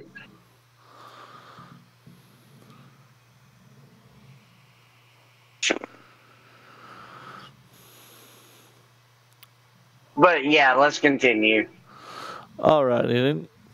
Oh yeah! But it did not do well for Nintendo. But Nintendo, during the 8th generation, technically dropped their 9th generation console, the Switch, which was getting AAA games you never thought would be imaginable on a portable device. I remember playing, and I know a lot of you heard this story, playing Doom 2016 on a handheld, now it's like there's a billion. You could get the Steam Deck, ROG Ally, NEI, NEO, GPD Win, and play AAA games all day. But back in 2017, it was just a mind-blowing concept that now we're once again used to, playing AAA games that were the same games, obviously with less graphical fidelity, like Doom 2016, like Doom Eternal, like Witcher 3, which is also on the Switch. You're playing those games on the go, and they're not cut down versions like when you had a 3DS or a Game Boy. And Nintendo with the Switch, now especially during the 9th generation of consoles, has opened the door up for things like the Steam Deck, which now is... if you have a Steam account, a ton of games are playable on the Steam Deck. And then if you get a Windows-based device like the ROG Ally, or like I said, Ioneo's devices, or GPD Win, or whoever, you could play virtually all your games, especially now with how capable integrated graphics are on AMD processors especially. You're taking your entire library, the same exact games, not cut down versions like they would make for like the 2DS and Vita and Game Boy Advance. You're playing the same games you'll be playing on your PC on the go, unadulterated. Again, minus you have to cut down the visuals. So it was during this 8th generation and now this generation, we're at this weird turning point, and it's been amazing to see.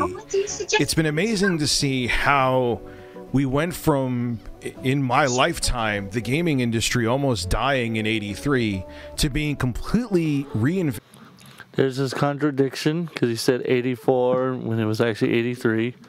Then the other thing I wanted to add on, with the new iPhone with the M3 processor in it, or the A17 Pro, whichever one you want to call it, the 3nm chip, the stream, or quote-unquote stream, but the video that I'm recording at right now, you can play it on your iPhone. You can play a video game, a AAA, for example, Resident Evil Village for the iPhone, on the iPhone 15, both the Pro and the Max.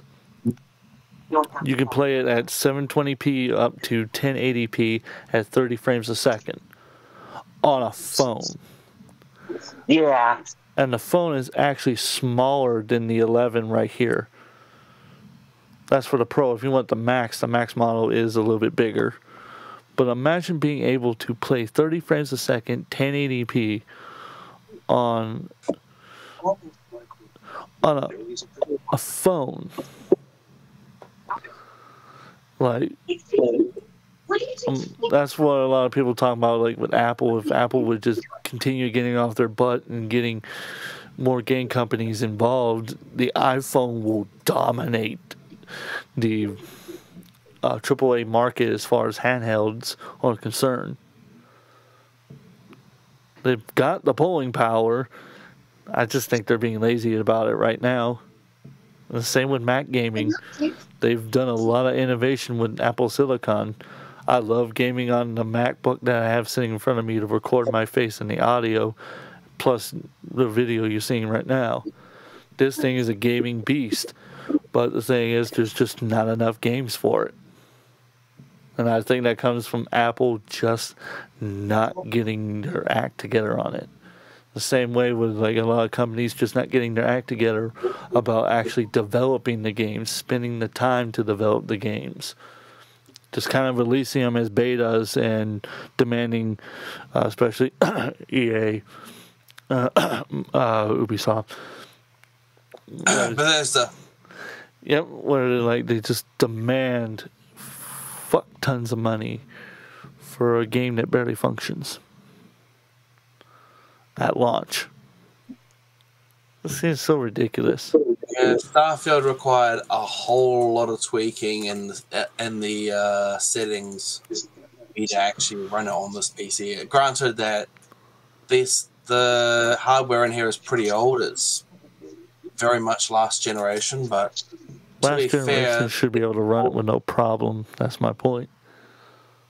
Well, I think mine might even be older technically, but it's gotten to the point really that you're just packing more and more into games that really isn't getting you much better.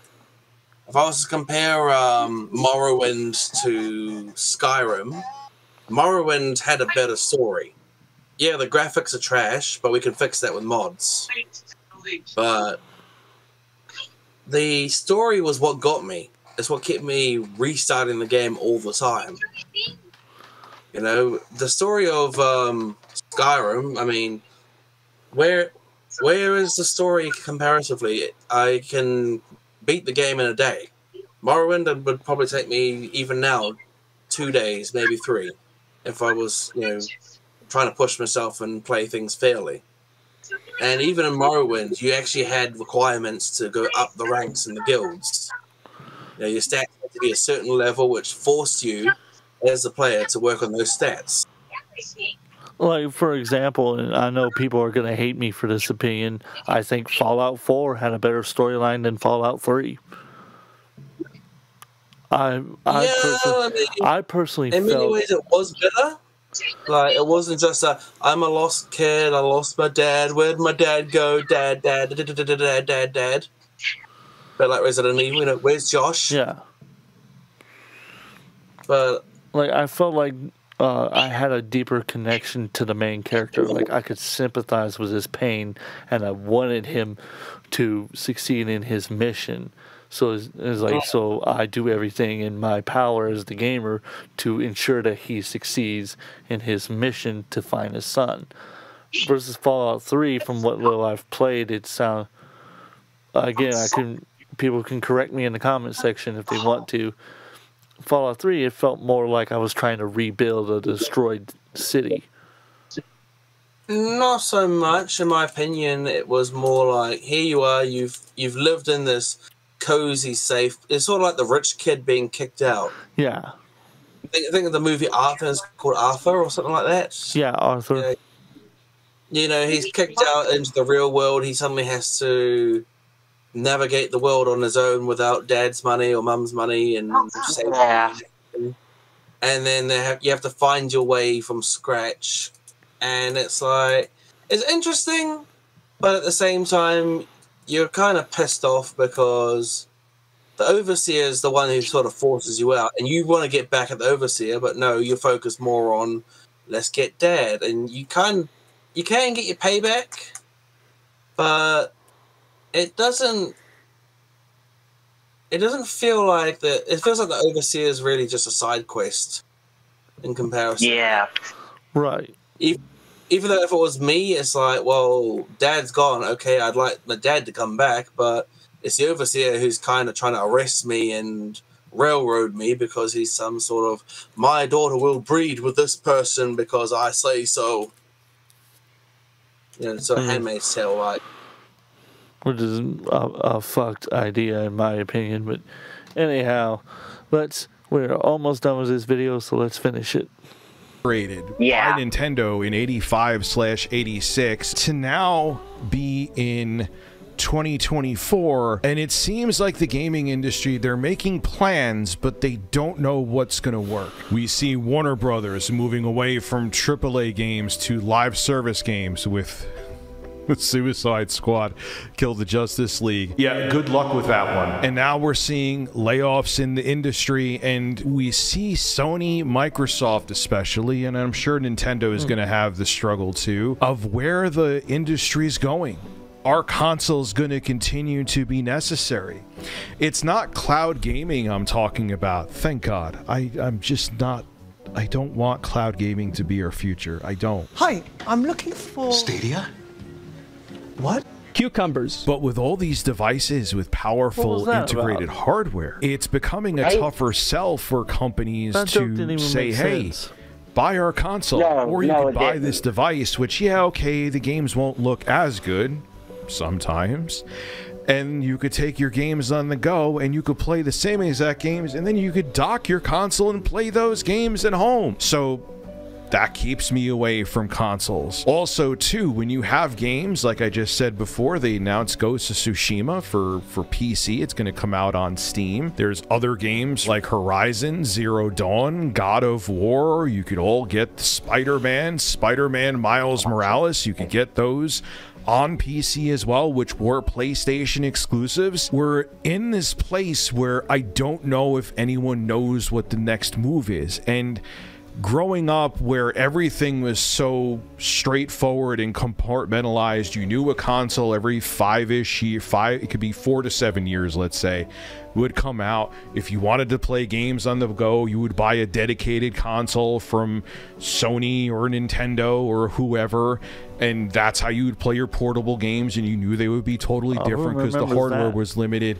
Now we're in this place where if you have like an AMD processor with RDNA 2 graphics or better, even if it's not meant to be a gaming device, I used to have a Vita. It's a gaming PC. My point being is that there's not this walled garden and Josh has around one hardware still. And to play I think he's got a games DS too. And I just don't know if Sony and Microsoft and Nintendo know what the next step is. Microsoft seems like they're preparing themselves the most with all the studios they're buying. We know they bought Activision, Blizzard, and Bethesda, and countless other studios because I think they want to have all those games. They want to be the Netflix of gaming, but even with how much money they put into it, is it inevitable that they're going to become the Netflix of gaming? Now, Sony on the flip side, they don't have the bottomless pockets that Microsoft does, but they have very strong first-party IPs, but you're bringing those to PC, or trickling them on, I should say, to PC as well.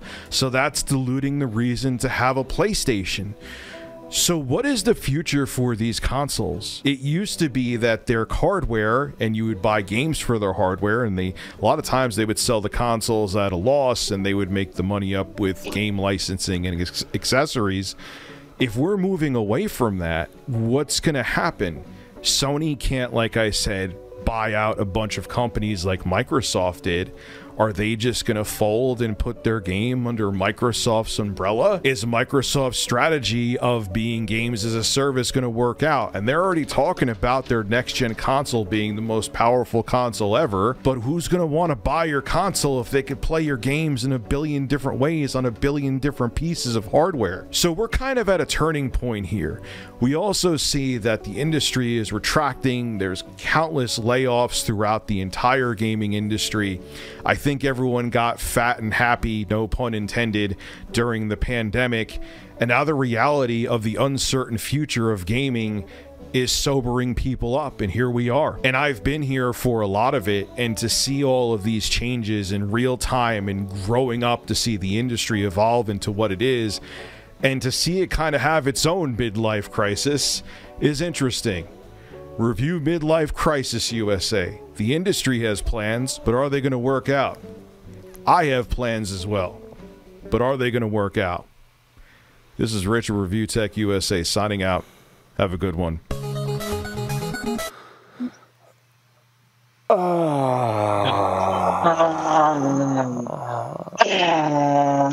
Yeah, how are those plans working out for you, Rich? Not well. I hope he does. Not too good. Plans? Really? I do wish him all the best on his plans. Insofar as the gaming industry goes, though, I think they really need to go back to basics. Helldivers is a timely wake-up call, because compared to a lot of games nowadays, it is super basic. It's literally pick a mission, get down there, start killing things. That's it. So, and I'm going to say it like this. Let's do a final wrap-up with everyone and their opinions on the video. Because that's the whole point of this, is talking about the video itself.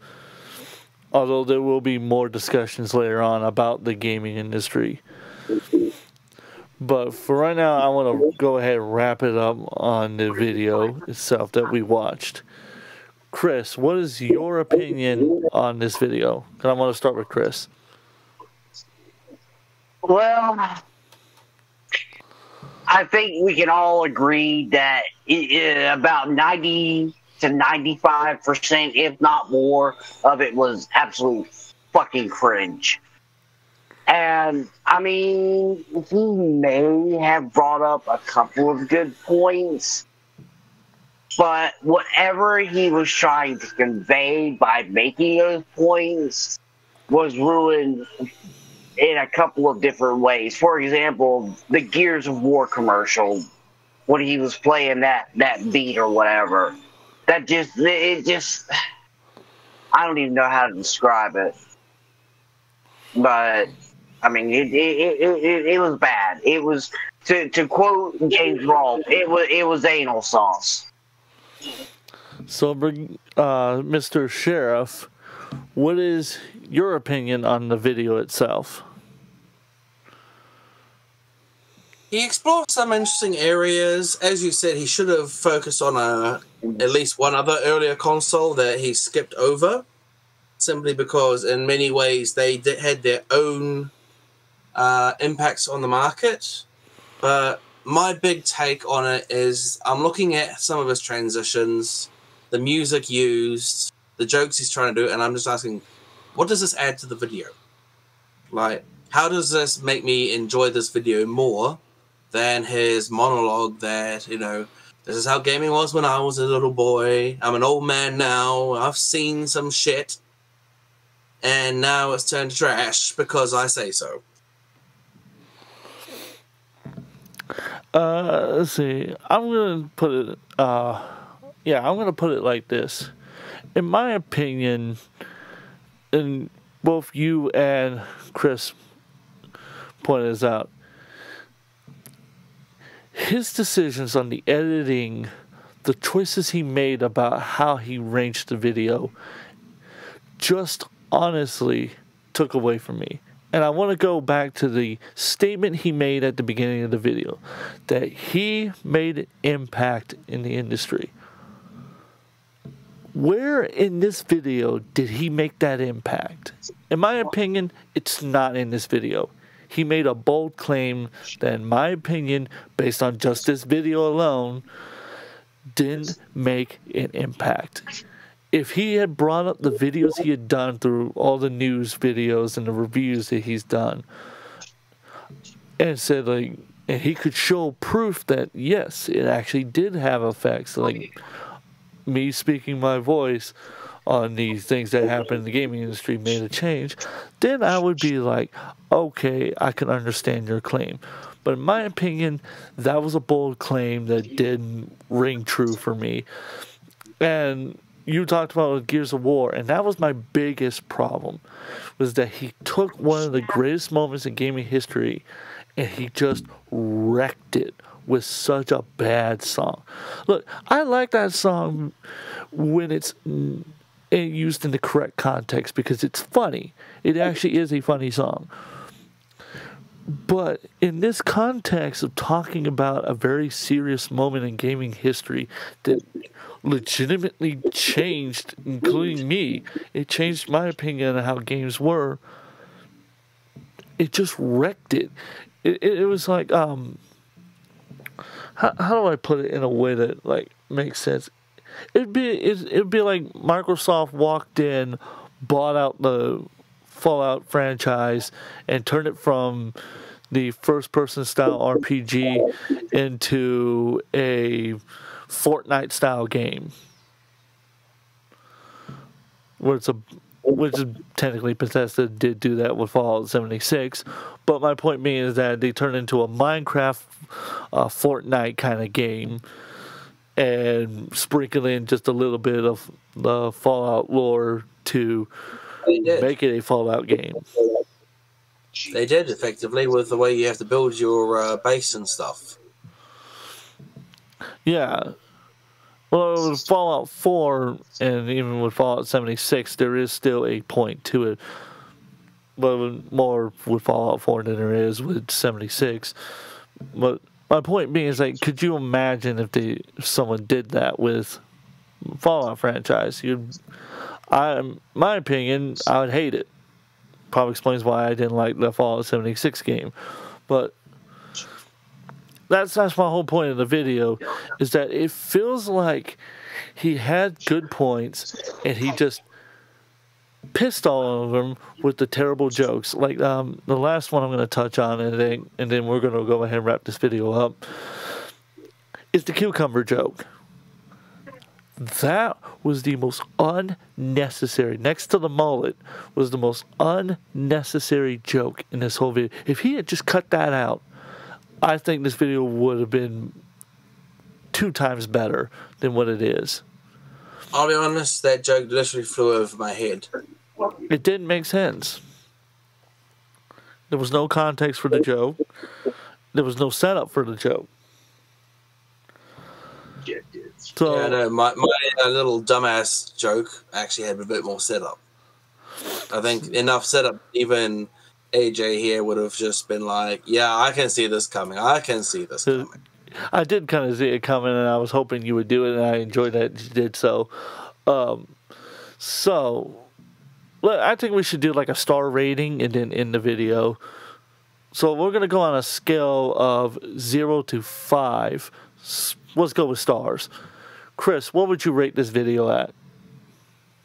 2.5, 3 maybe. 2.5 stars. Mr. Sheriff? Wait, hold on. Is that out of 5 or out of 10? Out of 5. Okay, 1.5 or 2 maybe. Let's go with 1.5. So 1.5 stars out of 5. Mr. Sheriff, what would you rate it at? I rated it as 2. The way the jokes just didn't hit the mark. It didn't add anything, and the way he skipped over certain areas, to me, there could have been more detail and less waffling, and certainly less that was off the topic. So 2 for you, and for me, I'm going to agree with Chris, 1.5. Because the skipping over the 6th generation console on top of insulting the Gears of War commercial and some of the other stupid jokes, just, in my opinion, took away from it all. So with all that being said, I think it's time to wrap up the video. So I appreciate everyone that's watched the video, and if you got this far, please hit that subscribe button, hit the like button, share it around, leave a comment with your thoughts and opinions about it and what you think. And let us know if you want to see more of this. Because I got a feeling I think I'm going to want to do more of this. So I want to thank Mr. Sheriff and Chris McMahon for joining me on this, what should I call this series? Reacting to bad videos? Well, we could just use the idea I gave Glenn, epic or trash. Yeah, on this series of epic or trash. I hope you guys enjoyed it, and God bless to you all. Have a great day or a great night wherever you're at. Bye-bye. See you on the other side.